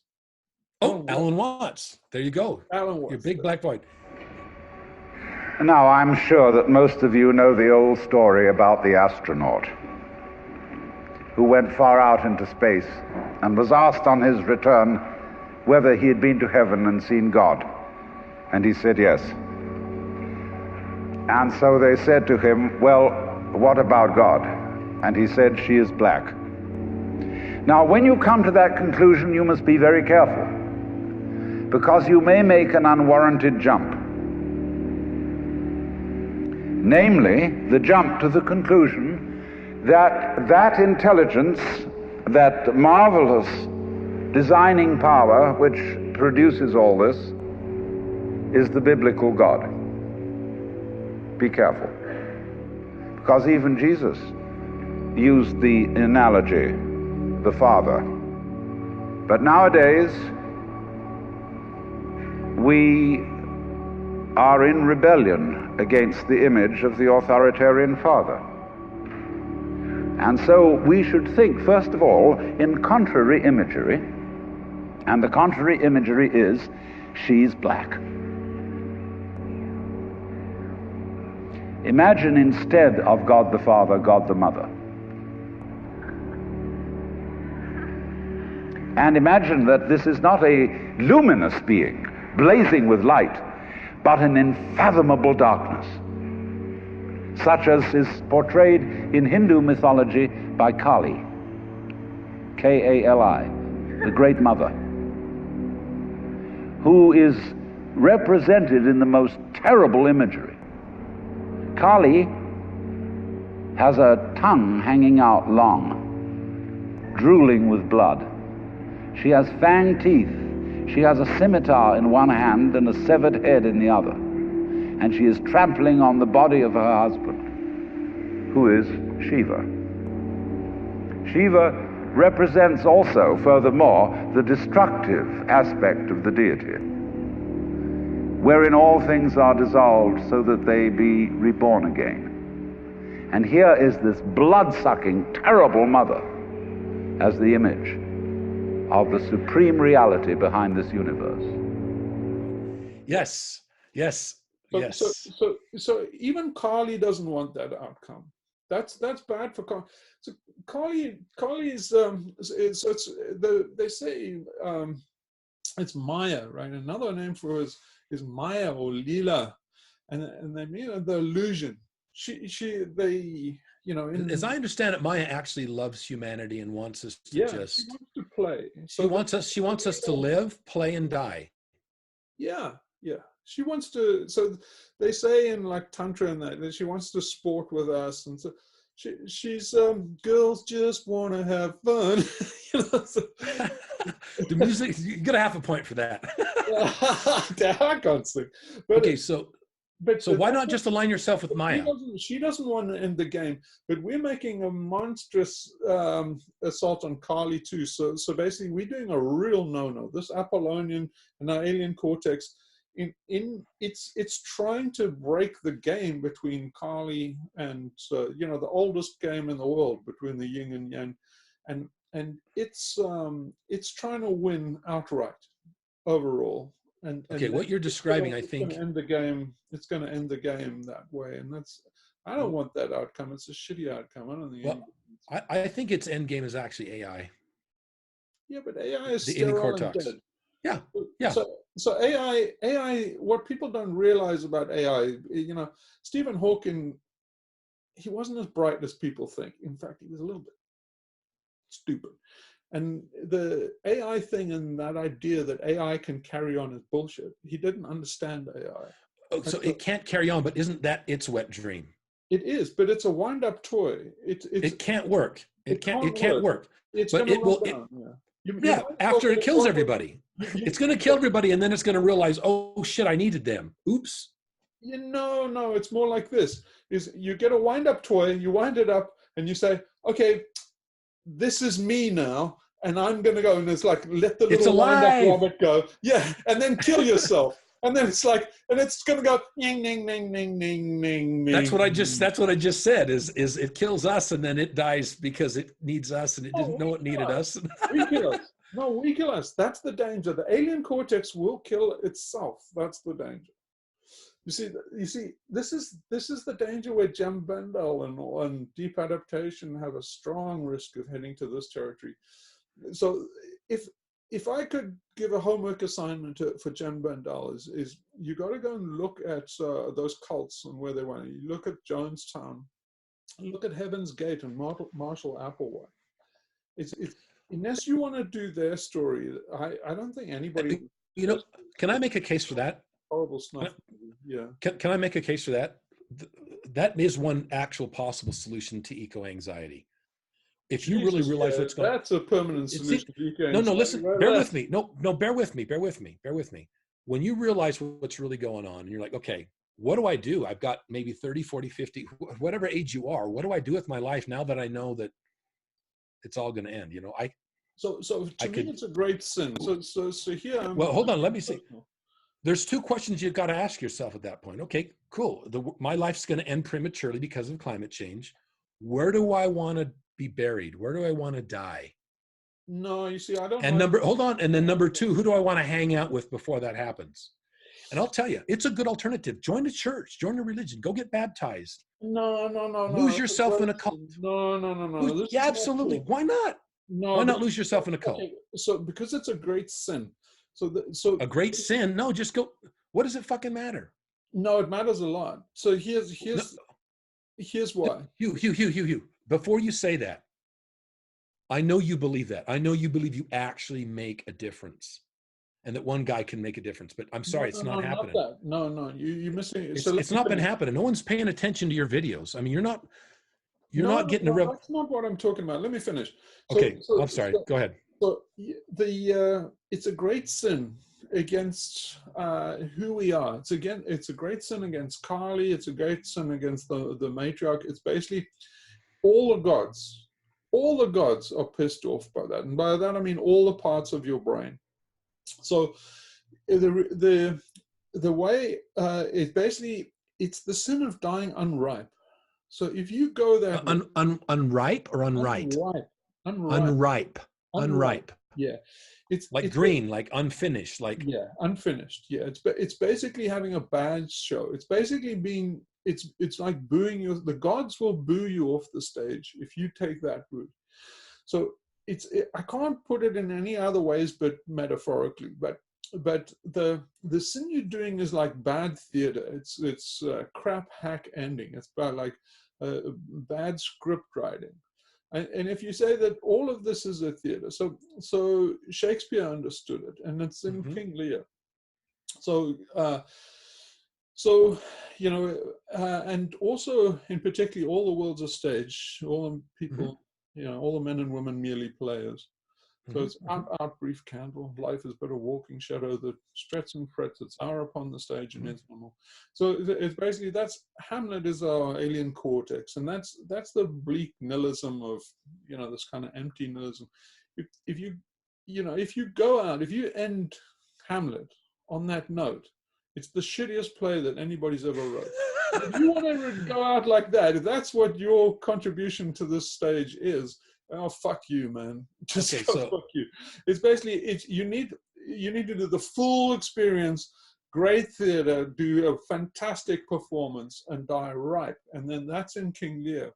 And dying ripe includes ataraxia and love. Ataraxia, baby, ataraxia. So ataraxia is pure love, and it's offense against love, right? So it's hard to describe because people have a fucked up idea about what love is, and it's all this syrupy, sweet, sentimental saccharine that you get in like Jem Bandal just oozes it, and somebody ought to fucking put a fist in his face when he does that.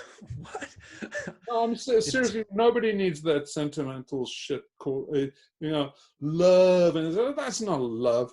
You go down that road, you'll be in Jonestown fucking quick, man. That's what those guys are on. That cheap bullshit imitation love. It's so intoxicating. It's so intoxicating.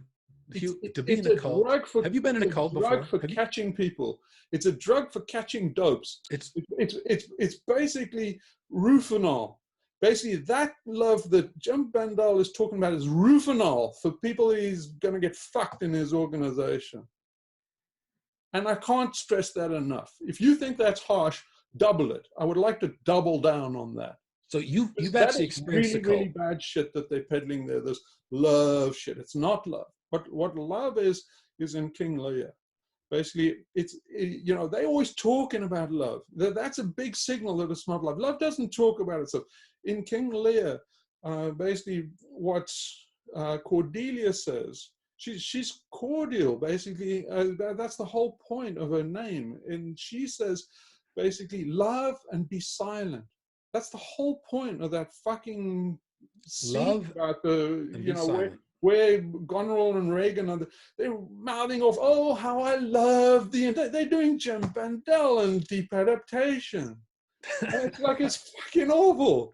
And then basically, you know, Shakespeare rightfully brings them to a sticky end. And basically, Goneril I mean, Cordelia is the essence of true love. She can't speak it. You know, it's basically, she shows it in action. So the worst thing you can do now, and basically, if you really love humanity, is saying, you know, well, it's the end of times. Now let's all just, you know, melt down in marshmallow treacleness and stuff. It's saying, no, that's a terrible thing to do to people, man. That's just like, hey, how much saccharin do you want in your Kool-Aid? It's terrible. You got to say, like, there's a whole story to unfold, and basically that story is you know, an Apollonian story. It's the whole Greek mythology, and it's everything. You've got to play the whole trilogy, and included in that is the wisdom of the final time. It's like turning your back on apocalypse. So basically, you know, Revelation and Apocalypse is removing of the veil. You get the whole story revealed. They come out and explain the plot to you and why each character did what it did. And you're just like shutting the door on that and leaving the theater. It's terrible. It's terrible. It's like leaving a movie before the epic ending that you've been building up to all this time.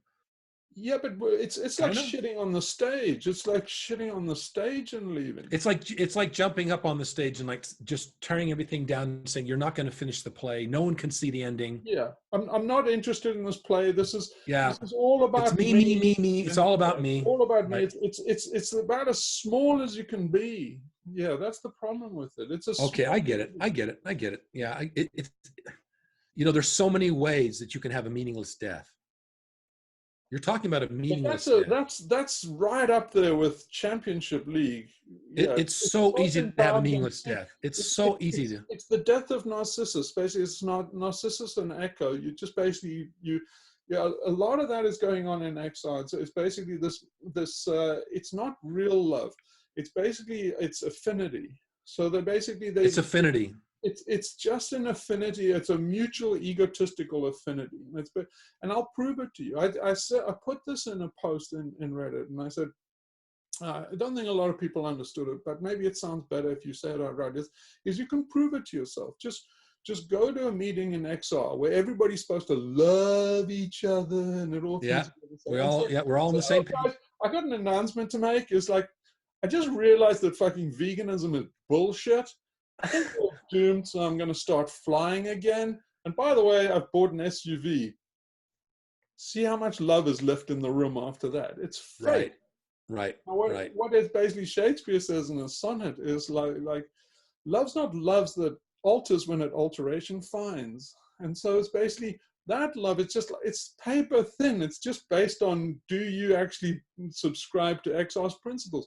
Look at Roger. He's effectively been booted out of the organization. Yeah, and he founded it. Well, how much love was there for Roger? He fucking founded it. He's like, oh, Roger said something nasty about the Holocaust. Whoa, dudes, no more love for you. Switch that back up.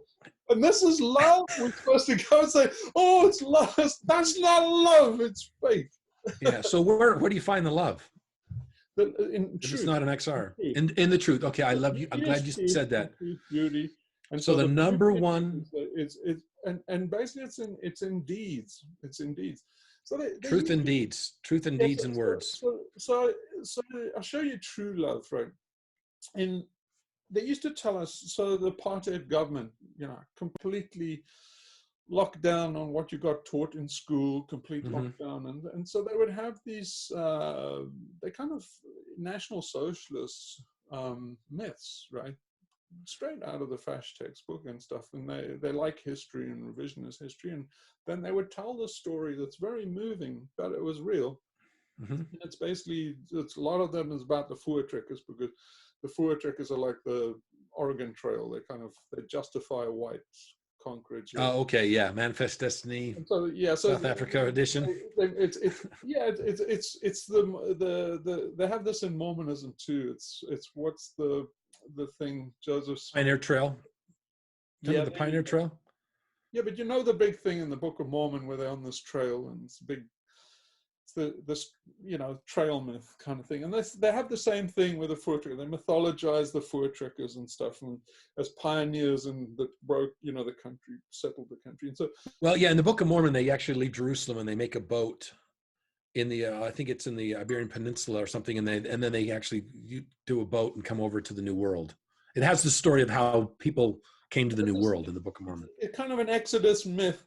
Exactly. You're going to conquer you're going to conquer this country and beat the shit out of the land. Right, exactly. Yeah, the Lord has given, God has given you this land to dominate, and like Zionists or Nazis. Exactly. They're all the same fucking promised land. And Nazis right there together. The promised land, right? Tell yourself this myth, and it's a big exodus, and then it's all to say.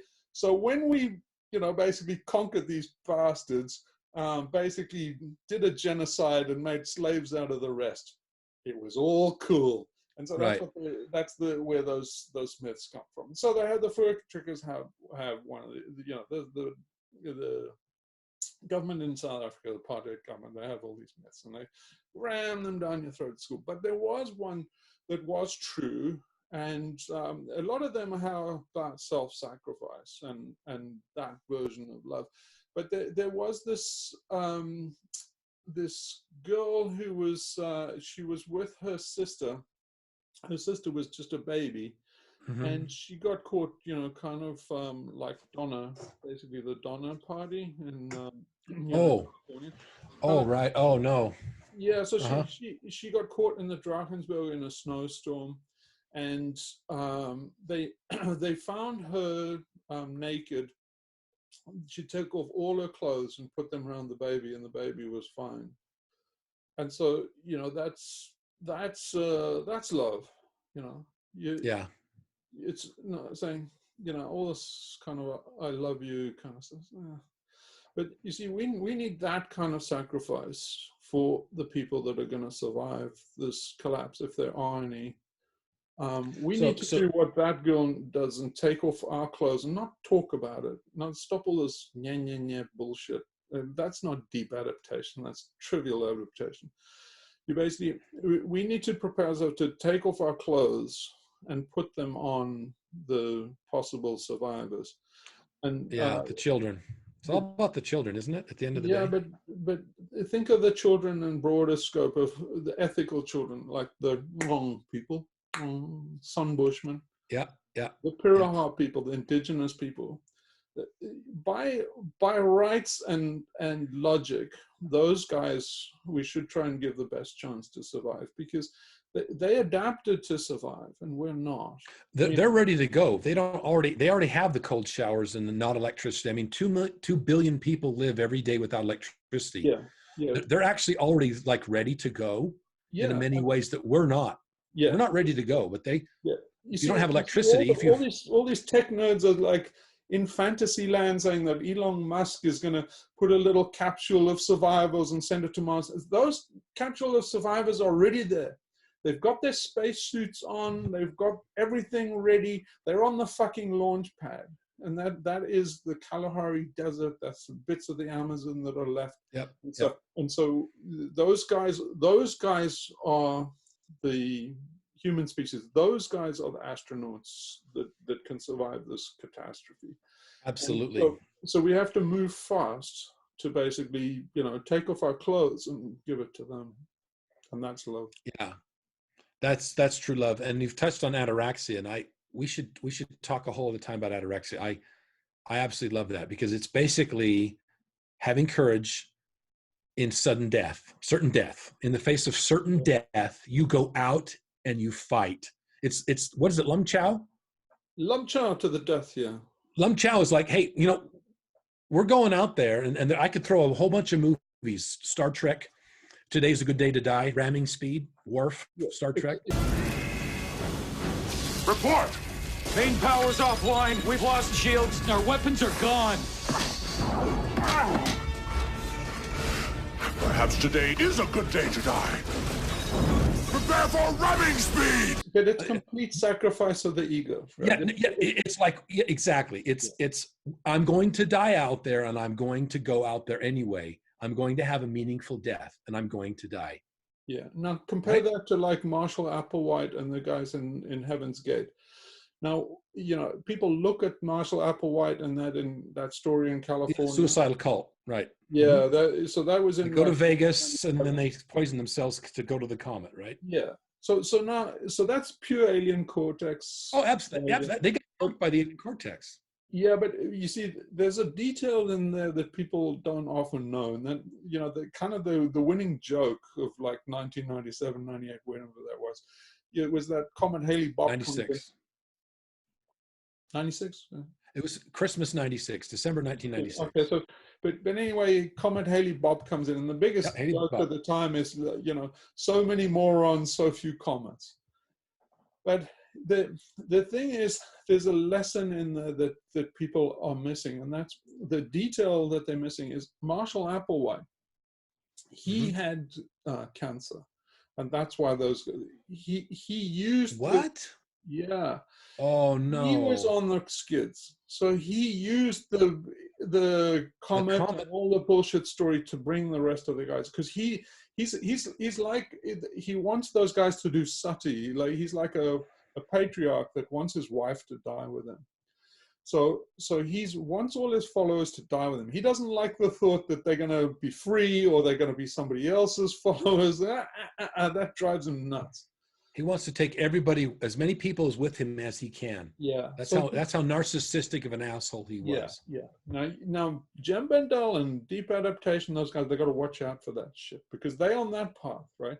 Because when they go down, they're going to wind up a bit like, say, like, okay, now let's go to Jonestown and Jones did the same thing, right?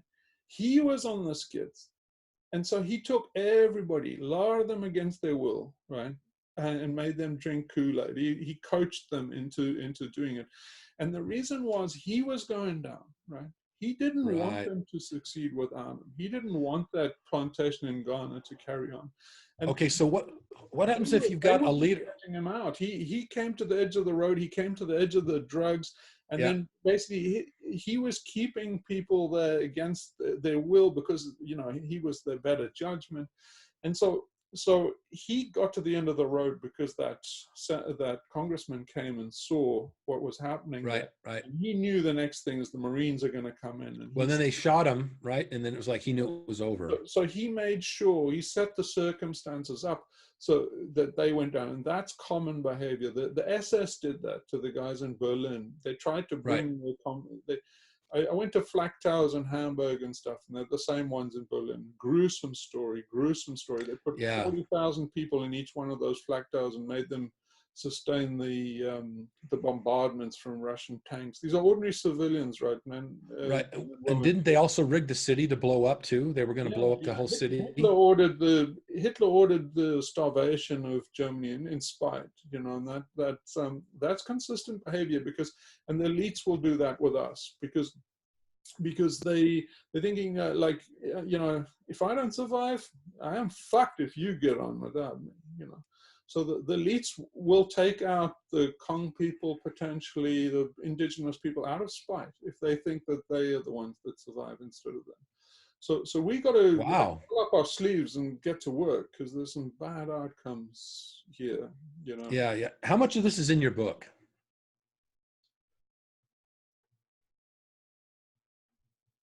Not enough, because I did. So would you say that your book is a primer for a lot of these concepts? Because I mean, you and I have talked for hours and hours and hours, and I've watched all your videos. I've reading the book. You're throwing out all kinds of amazing terminology and metaphors and stuff. Do you think your book is a good place to start to understand what you're saying? Yeah, well, it's the number of aims in it, and so because deeper in when you don't. But the main aim is to get people to invert their worldview. So right, invert the worldview is completely upside down, and so basically it's the whole theme in it is just flip your worldview, flip your worldview. We're talking some serious Stranger Things here. Not it. Flip your Stranger worldview. Things. Yeah, whatever you think is right is wrong. Black is white, white is black. It's like the upside down. The steamroller is coming. You're not going to believe this. You know. Okay, here I get Ford Prefect and Ford. You Prefect do absolutely. This guide is like we're about to basically be taken up into space, and basically I got to tell you a million things and really believe what I have to say. And okay, what you thought was black is actually white. Right. What was up was actually down. You thought were the good guys or the bad guys. That's the simplest trick I can give you to claim rapid realization to say like, oh shit, here's the steamroller. Right. And time, it's an illusion. Lunchtime, doubly so. And eat those peanuts because you'll need the salt. But what is going on, Ford? Arthur. What if I told you I really wasn't from Guildford?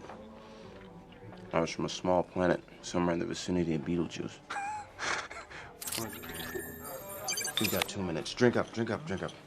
Right, and you're actually, I think you're actually in that movie, Hitchhiker's Guide to the Galaxy. There's a little clip right there before they destroy the Earth, and it's in the book. And in the book, Douglas Adams talks about this guy who's sitting in front of, he's drinking coffee in some coffee shop. It's a woman. Oh, so it was a woman, and figures the whole thing out. And I think, and it's described as she figures the whole thing out, and this time no one has to get killed. Right? It's like, no, but she gets run over by a car. So basically, yes, and she dies, and that's why they need Arthur Dent's brain, is because he's got what's left of the Earth, and they got to reboot. But she had it, and the thing is, you've got that, and no one's listening. I speak of none but the computer that is to come after me. A computer whose merest operational parameters I am not worthy to calculate. Yet I will design it for you. A computer which can calculate the answer to the ultimate question. A computer of such infinite and subtle complexity that organic life itself shall form part of its operational matrix. And you yourselves shall take on new forms and go down into the computer to navigate its 10 million year program. Yes, I shall design this computer for you, and I shall name it also unto you, and it shall be called the Earth. Oh, what a dull name. Yeah, but that is the role that I'm kind of destined to play. So that's the Cassandra dilemma. It's Cassandra's dilemma. So I'm Cassandra. Plight of Cassandra. So the thing is, what Douglas Adams is such a gem. It's so sad that we got left with Dickie Dawkins and. I know. And it's rather than Douglas Adams. Yeah. But anyway, that's how Carly's like, oh man, you gave away too much of the plot. Bam. Yeah, that's right. I think Douglas Adams gave away far too much of the plot. Carly said, nah, come on, you're not playing the game. That's something else that you should touch on a little bit more in the future, is the fact that it seems like there's a lot more truth-telling is being allowed. Well, yeah, because it's the thing in ancient Greece, they say Minerva allows the owl to fly at night. She keeps the owl. Minerva's Kali, right? There's another name for Kali, and basically the owl is wisdom. It's Sophia. So they say like she lets the owl fly at night when it's too late to save you. She's such a bitch.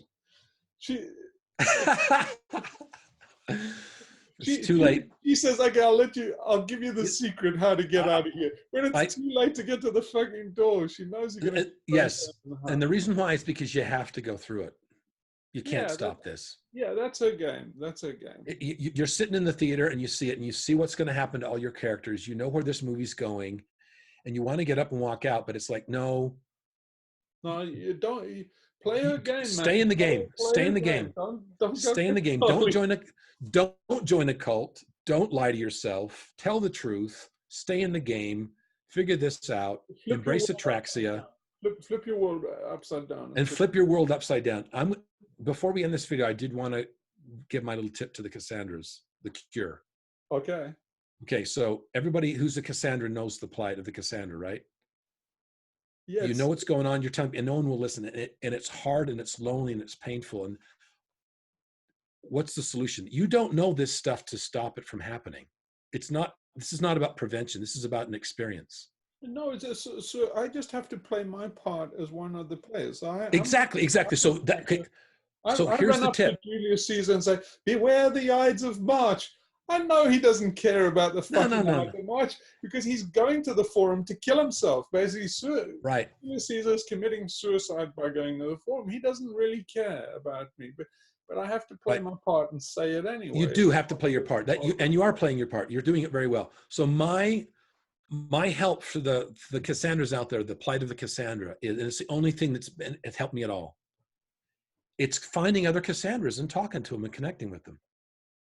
Actually talking to other Cassandras. But if you can't find other Cassandras, is just play your part. That's the thing. If you are actually an isolated Cassandra, yes. But if you run into another Cassandra, hook up, talk. If that's scripted, okay, but it's basically. What do you mean if it's scripted? I had a choice. When I run into your stuff, my choice was either reach out to you or just put a bag over my head and keep going to work. You see, that I decided to do both. I decided to do both. You can do both.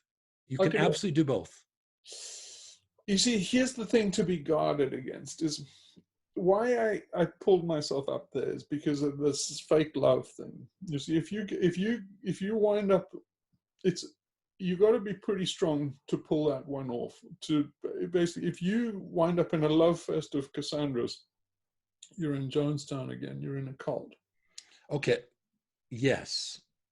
I'm not saying we need a team Cassandra and an army of Cassandras that are going to wipe out everybody, because that won't work.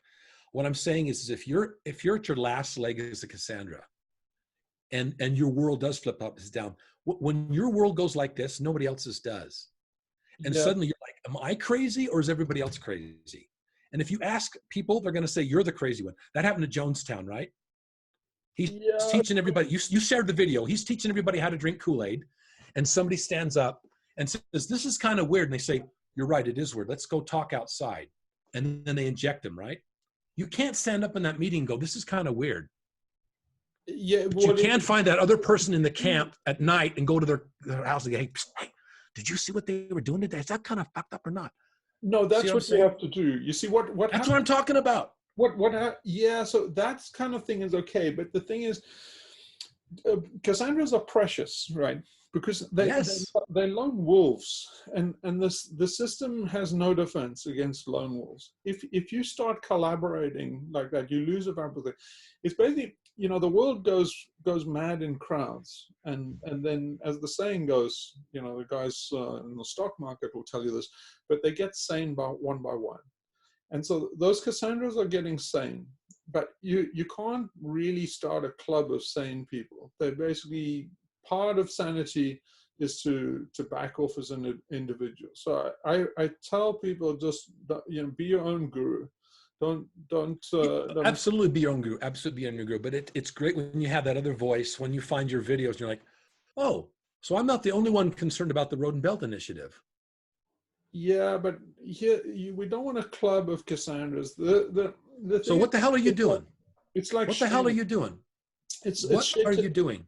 It's shamanic exorcism, right? So I'm exorcising people of the alien cortex and all, and just like shedding a demon. You don't have to get a club of guys. Okay, here I get the exorcist. The guy's doing an exorcism. Right? Nailed it. In nomine Patris et Filii et Spiritus Sancti. Amen.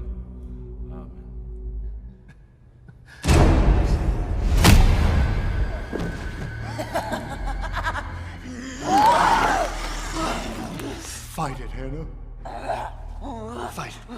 Fight it, Hannah. Baby. Dad? You have to fight.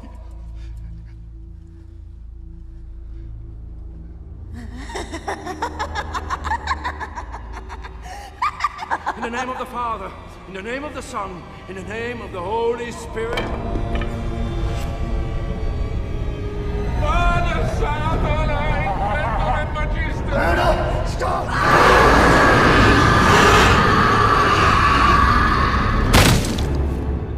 You don't need a posse of guys. You don't need a posse of exorcists. Right? You don't need a team of doctors. In some ways, a team of doctors is worse. You're going to get a shittier outcome. But don't we got to swap stories? I mean, you've really helped a lot of people that have figured out like 40% of this, and then they see your stuff and they get the other 40%, and then the universe is going to give them the last 20%. Yeah, as long as you understand that you can go to doctors' conferences and exchange notes about medicine. But if you get into a buddy group of doctors to solve the patient, that's not what I'm talking about. Okay. So no club of Cassandras, but what about a Cassandra? A network? Meetup? Oh yeah, or a network, or a meetup, or a I well, don't know, something. Meetup is fine as long as it doesn't turn into a circle jerk or a love fest. So no, that's the last thing we need. No.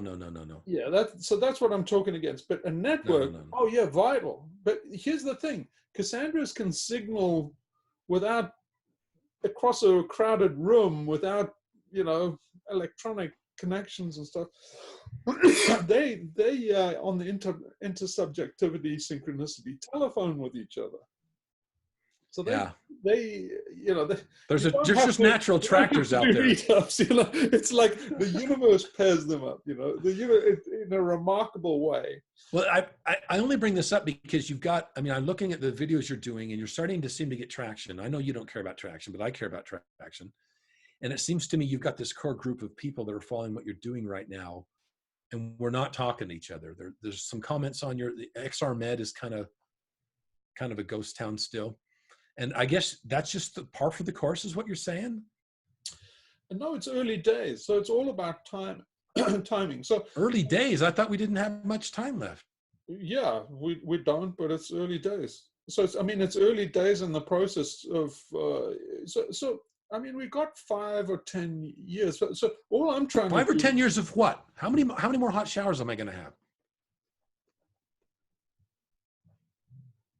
I wouldn't plan too far above to the 2025 to 2030. So I've got 5 more years of hot showers? Well, this is the thing I say, but personally, you can't tell how it's going to visit you. You might be, Well, that's where I draw the line. You see, where you might wind up in Clover and meet a billionaire friend, which, it's not, you have millionaire friends. And you might be in their circle in New Zealand in a hot tub all the way right to the end. It's quite okay. So I might actually get an upgrade out of this. I might end up in a hot tub. Yeah, you could do, but shit. Do you want to go? Rich people. You want to be in a hot tub in New Zealand in the end times? I don't. It's fucking no. I'd rather put on some Nikes and go to Vegas. Yeah, anything. Those guys are boring as all hell, man. Yeah, and it's not going to be pretty for them.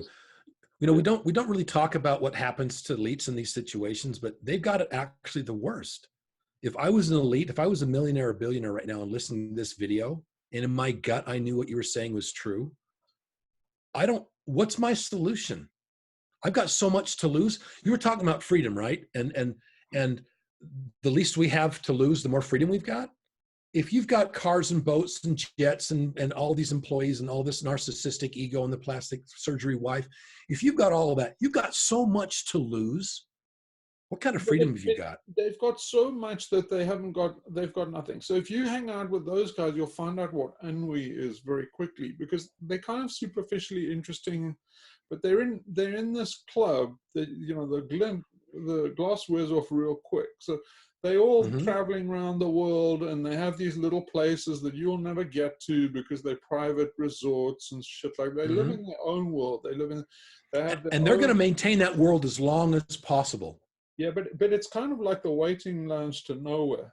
Exactly. When you get sick of the tropical paradise, you're gonna know ennui like someone else.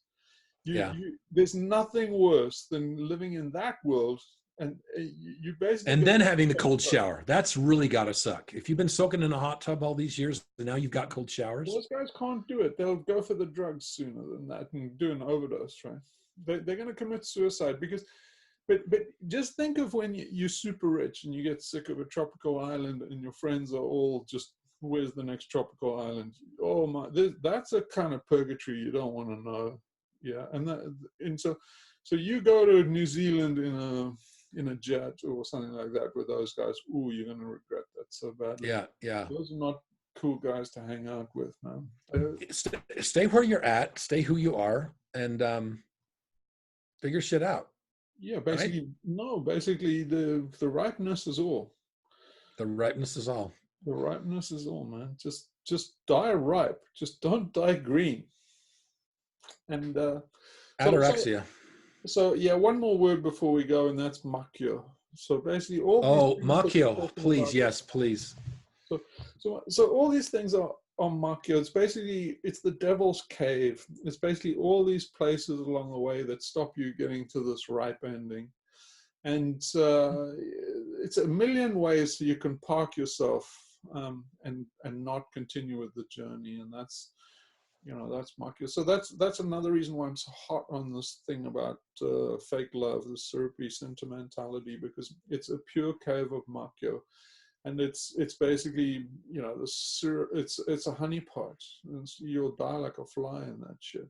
Yeah. So let's talk about some real world examples. What you're basically saying is that the purpose of life is the ripeness, ataraxia, self-realization, but there's all these cool things along the way that you can just lose yourself in, whether it's joining a religion or a political party or movement or all these wonderful things in life that you get confused. No, the problem is not that. Give me some real world examples. Where's the makyo in XR? No, wait. So the problem is not that you lose yourself. Okay. That you keep yourself. The aim is to lose yourself. Oh, you don't lose yourself in that. You keep yourself in it. Yeah. Like I'm a Mormon. Yeah. I'm a Catholic. Yeah, you take on identity, you stick with an identity. Yeah, it's all about exercising the alien cortex. Right. And it's putting you in makyo because it's saying, oh, don't kill me. Hey, look at that over there. It's going, oh, squirrel. It's trying to distract you from killing it. And so Alan Watts talks about this. The only way, okay, I'm going to claim a movie here about it's kind of like a head on your shoulders, like in the importance of getting ahead in advertising. I'm sorry, it wasn't directed at you. Lovely. Didn't you change your mind? That wasn't me, that was the boil. I've heard all about your boil, Mr. Bagley. Now you tuck in and enjoy it. I can't move my arm. Looks like you're doing fine to me. It's the boil shaking it. It's the boil! Ah!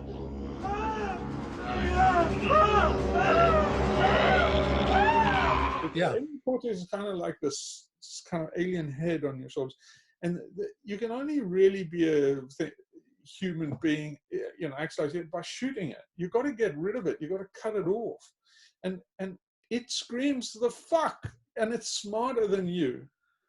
And so how do you do it? How do you kill it if it's smarter than you? Well, Alan Watts talks about this in one of his videos. I don't know if I can find it, but anyway, there's a bit where he says that you can't announce to the world that you're going to pull this off. You have to just basically, with a clear head, just cut it off one day. I have been talking about a point of view, the Joker's point of view, from which not only our social institutions, but also all the formations of the natural world are seen as games. So this is the domain of Jokers. Now, having developed that side of the Joker, the person who sees through the social institutions as games, to discuss another aspect of the Joker as the sly man. The individual involved stirs up an immense opposition because he serves notice upon the devil, or shall we say upon his karmic creditors, that he is about to leave town. And so all the creditors come rushing to the door. All his past sins catch up with him. And the devil lays his temptations in the way all the more thoroughly. So that the sly man is the one who, when he is going to leave town, does so instantaneously without any prior announcement. And so in this way there is, shall we say, a cunning manner of becoming a Buddha. And that is to become one instantly, without any preparation or warning whatsoever. This is why Zen is called the sudden school, and why Satori is a sudden awakening. Because it has to be done without the slightest warning. But then I pointed out that the moment you have any idea about doing this, you've already ceased to be sudden. That is to say, the moment you seek for some spiritual attainment, which is becoming a Buddha, becoming awakened, becoming released, getting in there, you've already served notice upon your creditors. So that somehow or other, you find that you have to do it without intending to do it. And that is a double bind, which you impose upon yourself when you say, I must find a way of doing this spontaneously. Okay, so that sort of has happened in the Star Wars franchise. In one of the Star Wars movies, it's actually in the Last Jedi. The Last Jedi, which a lot of people hated. And basically they're talking with the bad guy and Kylo, who's the Skywalker at this point, right? He's talking and his lightsaber's right next to the bad guy and it starts to twitch. And he basically distracts the bad guy and then turns on the lightsaber and it kills the ultimate evil dude, Snoke, the Snoke guy, right? The predecessor, the next guy after Palpatine, and he basically is killed in his own throne room with a distraction.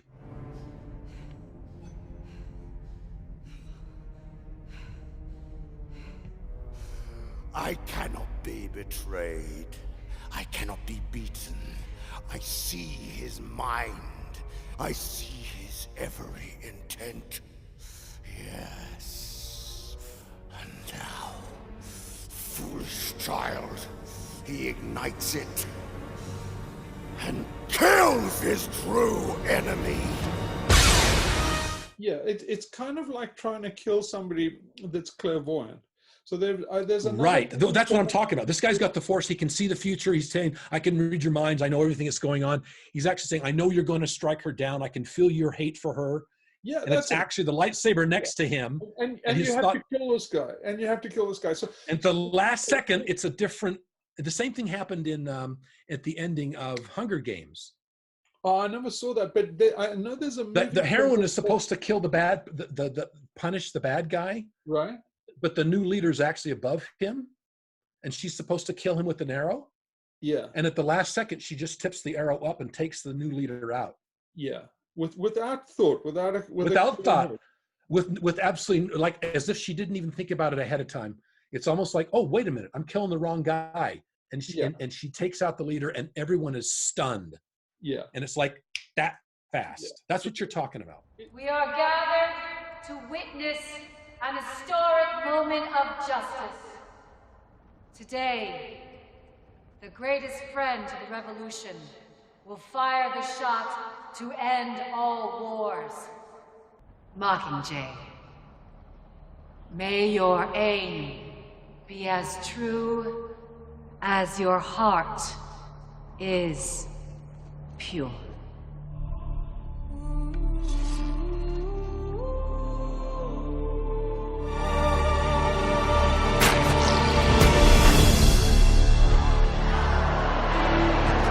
Yeah, there's a 1950s movie, black and white one, an English one. It's also that there's these kind of alien kids that are kind of it's kind of the alien cortex personified as like the Hitler-Jürgen aliens come to Earth. And this guy, they super powerful kids, they telepathic, and this guy kills them with a bomb, but he has to bring the bomb into the room with them without thinking about it, because without thinking about it, he'll get what he's doing, and then he'll be dead.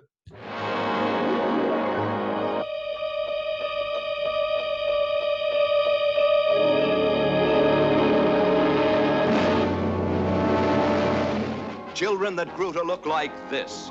Beautiful youngsters behind whose fiery, hypnotic eyes lurked the demon forces of another world.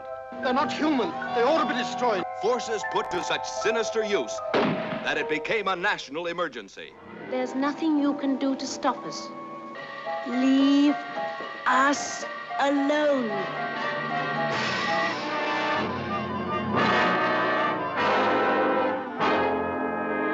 So it's that movie is the same deal, but we have to do that with our own alien cortex. It's our own ego. But anyway, advanced stuff, man. This is seriously advanced stuff for the average Joe. Well, they checked out after the first 5 minutes, is my guess. That's my guess. I'm just saying, you're not getting traction. You're not going to be famous. No one's going to know who you are. You just got to get used to that, right? I'm happy with that. I mean, I just got to do what I do, man. I mean, it is what it is, right? Yeah, you see, even if there's one or two people that this helps out, right? You know, it's kind of, it's also a part of revealing the plot to people, you know, in the apocalypse. Well, here's the thing. You're not getting many shares. So like the last video that we did, you've got like 1,500 views over 4 weeks, over 100 likes. And no one's sharing it on social media. It's not getting shared anywhere on our Reddit. Stuff you want to share. Nobody's sharing this stuff. Yeah, and that drives me crazy, because I want more people to know, but you're right. You have to think of what people are doing when they're sharing. They're basically sharing drugs, and they're basically saying, ooh, try this. It'll give you endorphins and it'll make you feel good. And the shit we're talking about is the truth. It's not going to make you feel good. So no, it's very limited audience that has a palate for the truth. But it's the only thing that sets you free. It is. So basically, it's the road less traveled, and people, the market for it is very limited. But that's always been the deal. That's always been. I want that to change, but I guess it's not. I mean, XR's number one priority, their number one rule is what? Tell the truth. No, but you see, this is special times. So I think there'll be a rush of enlightenment. It's not going to be it's not going to make a difference. It's kind of Carly's. We have to watch the movie. Cruelty, you know, it's basically, she's being really cruel. She's kind of has a malicious sense of humor, that she's like, oh, now you're enlightened in the. Everybody will kind of get enlightened, even the worst climate denier. But like, it's 5 minutes before they're gone, right? That's the beauty of it. Yeah. That's the beauty of it. Yeah. It really is. That everyone actually at the end of the day goes, oh, shit. Now I get it. But I get it. Oh, I get it. That's what apocalypse is. It's the revealing. So revelation, and so that's what it is you get to see the story. And it's like, everybody will get to see the story, and then, but they're going to be kind of what I'm doing is like, for the guys that can hear it, is saving, you know, wailing and gnashing of teeth. And, you know, yeah, that's, and basically to end this civilization early, so that if there is a sequel, you know, we just got some guys that squeak through. That's looking.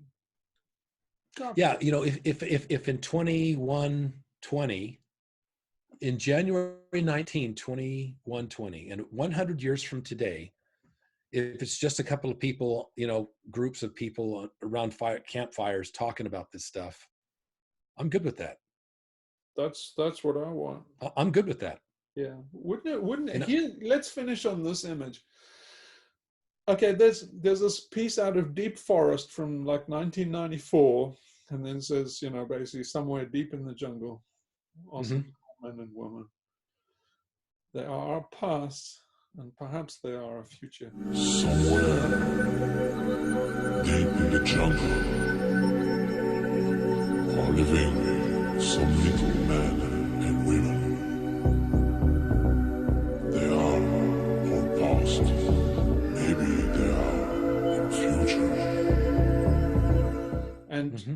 I think that's so wonderful to think that, you know, what the guys around that campfire, the story they'll tell of this civilization. Oh man, what I'd give to be around that campfire. But you know what? If you were sitting around that campfire, Hugh, and you're a little kid, you'd say, wow, what would that have been like to go through that?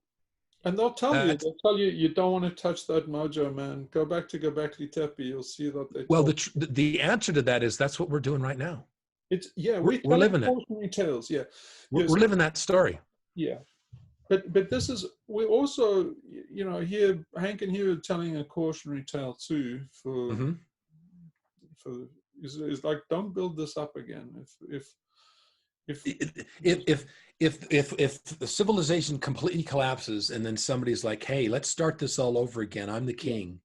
Yeah, I'm the pharaoh. My name is Trump. Explain to what happened and why you don't want to do it again. You want a new story. It has to be. Why would we go through this without it being a new story? Carly does that. She's such a bitch. This time the only thing that's going to come out of this is going to be out of the ashes. Yeah. And so the phoenix has got to completely burn this time in order for something different to come out of the ashes, right? Yeah, as long as there is something that comes, as long as the phoenix can rise again. I'm increasingly worried the phoenix doesn't rise again out of this, and that's not, nobody wants that. Except the alien cortex. The alien cortex wants to live too. The problem is that its version of life is death. It's got everything inverted. It's a frozen, chosen version of death. It's a pillar of salt. It's Lot's wife, you know, basically. Yeah. It's a perfect, crystalline, brittle, stale, eternal. It's eternal life. It's artificial intelligence. It's internal life as like in 2001. Yeah, the obelisk. It's basically it's the monolith. It's the monolith. In that video, I presented an interpretation of the monolith that had nothing to do with alien intelligences or God. It is seen floating about on its side. Nothing passes in front or behind it, and so we have no idea of its scale. The point of all this emphasis on 90-degree angle transitions, none of which were in the 2001 novel, is that the meaning of the monolith is hidden by its orientation. We're supposed to view it in this position, not upright. And what does this shape correlate with? Getting warmer? Warmer again? Have you figured it out yet? Hot? Red hot? Bingo! The monolith represents the screen on which the viewer is watching the film. It has a very monolithic view of a perfect, stable life. And you know what that monolithic view is? It's a tombstone. It's a tombstone. Spoiler alert. Yeah. Here's heaven. It's a tombstone. Go to a graveyard. You'll see they're all frozen angels. That's heaven. Exactly. Be alive. Christians, you've been duped. Run. Okay, I think we better end it at that one. You start talking about 2001, and now you're really talking some deep. Yeah, some really deep stuff. Well, we went admirably deep. I mean, this is we did shallow for us, but probably quite deep waters for the average person. Yes. So the only thing we really want people to do is go to XRMed, right, and engage and tell us what. Let's hear what. Yeah, let's meet that. Damn it. Yeah, and if you've got the guts, share this video with somebody, right? That's a lot to ask for people. You got to really like somebody or hate them. Well, the problem with the problem with sharing this video with anybody is like, hey, I know this. But what would you're telling people that you know something. Yeah, but what would be the message that would make you share this? Is basically if I was your best friend and you sent this video to them, you'd say like, what are you trying to say to me, dude?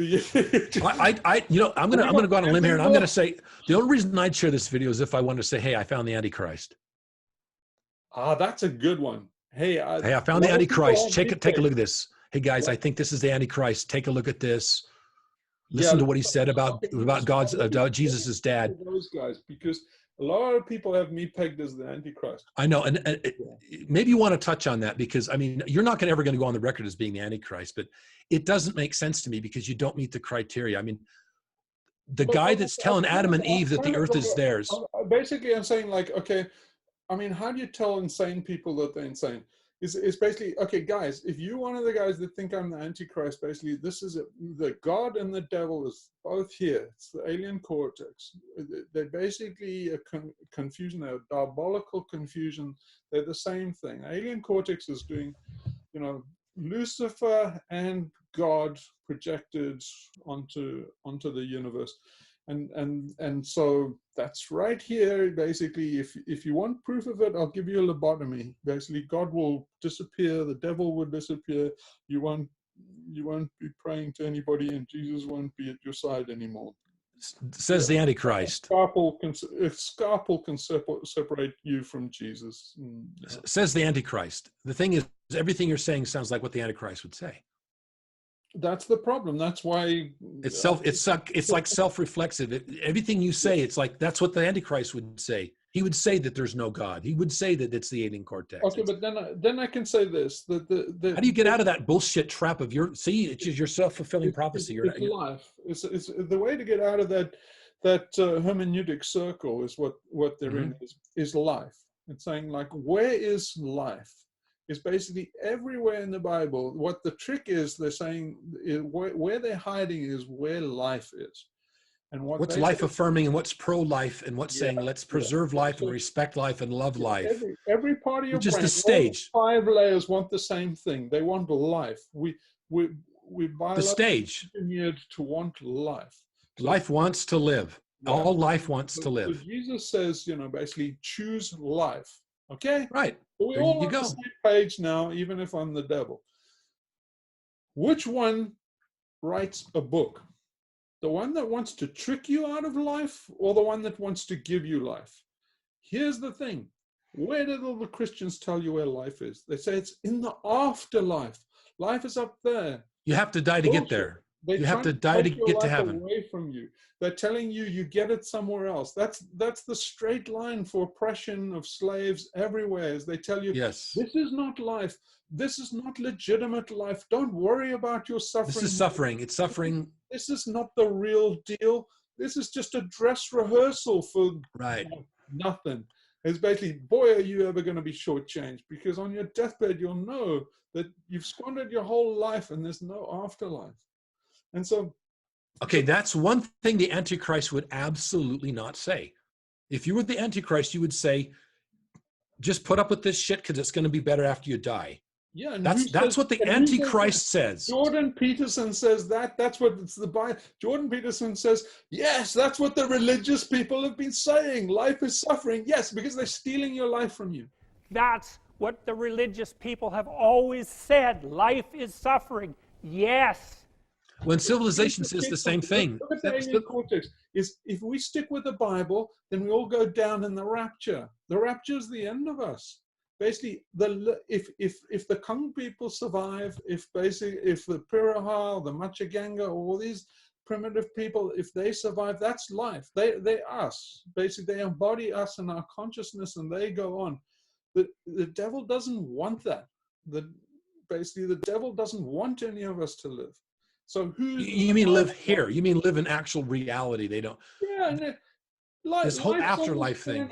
Kali is life. Kali is here. Kali is life here, not in some imagined future. Life doesn't exist in a metaphysical realm. It's basically the physical world, and the is where life is. World is where life is. What the Bible's trying to tell you is trying to tell you the obvious. That basically it's trying to tell you that what you know is plain truth. That we live through our progeny, that we have this one life to live in a material existence, and it's trying to steal that from you by saying, no, life is somewhere else. Life is in Christ. Christ is life. Anything other than your experience now is life. Because that's what it's stealing. It's the only thing you actually have is your life right now. The only thing we have is right now is our life. We don't have tomorrow. We don't have yesterday. What you have right now away from you. But look here, look there. It's like what I'm taking. It's basically a child abusers do this. They say, you know, what I'm taking away from you is basically not something you ever really had, you know, and then it substitutes as something distant somewhere, you know, over there. So it's a payout later. Yeah, you're saying like, you know, you'll get your payout later. I haven't, you know, you think I've taken your lollipop away from you, but not really. There's another bigger lollipop in the sky that you're going to get. And it's like, oh man, it's so sick. And the Christians go over it. It's very, very sick. But anyway, if you're a Christian, ask yourself, who's the cunt that writes the book? It's the guy that wants to trick you out of your life. Why would God, who wanted you to live and prosper, write a book? It's like it's a trick, man. Alien book. It's Wernicke and Broca's area. You ask a neurologist, who writes books? He'll tell you it's here, right here. It's an area called Wernicke's area, Broca's area. It's the language centers here. They the alien cortex is connected to your right hand. Moses took a pen in his right hand and scribbled all these letters. Where? On a square page. It's square, the alien cortex's thing. Why did it in black and white and dualities? Pen and ink. You know, basically, how stupid are you? It's like, it's a trick. It's a simple trick. Your alien cortex is trying to trick you into Makyo. Right, exactly. And what you ought to add a link on this video as we end it is that neurologist that had that experience of she actually had a stroke, right?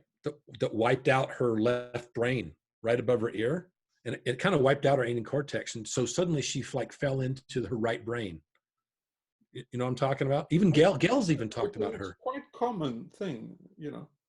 Yeah. And that's a whole other reality that we don't normally think about. It goes back to what Ian McGilchrist is talking about with the master and his emissary. Yeah, wonderful stuff. And you've talked about this with George, but that's a great way to end it. Great way to end it, Hugh. We better end it there because it's late for you. Yeah, but it's been so nice to do this video. It'd be nice to upload. Anyway, I got a lot of work to do splicing in all these freaking clips now. Okay, so are we done? We better be. Okay, so cheers everybody and thanks for listening. Okay. Okay. Sorry we screwed up your life with that.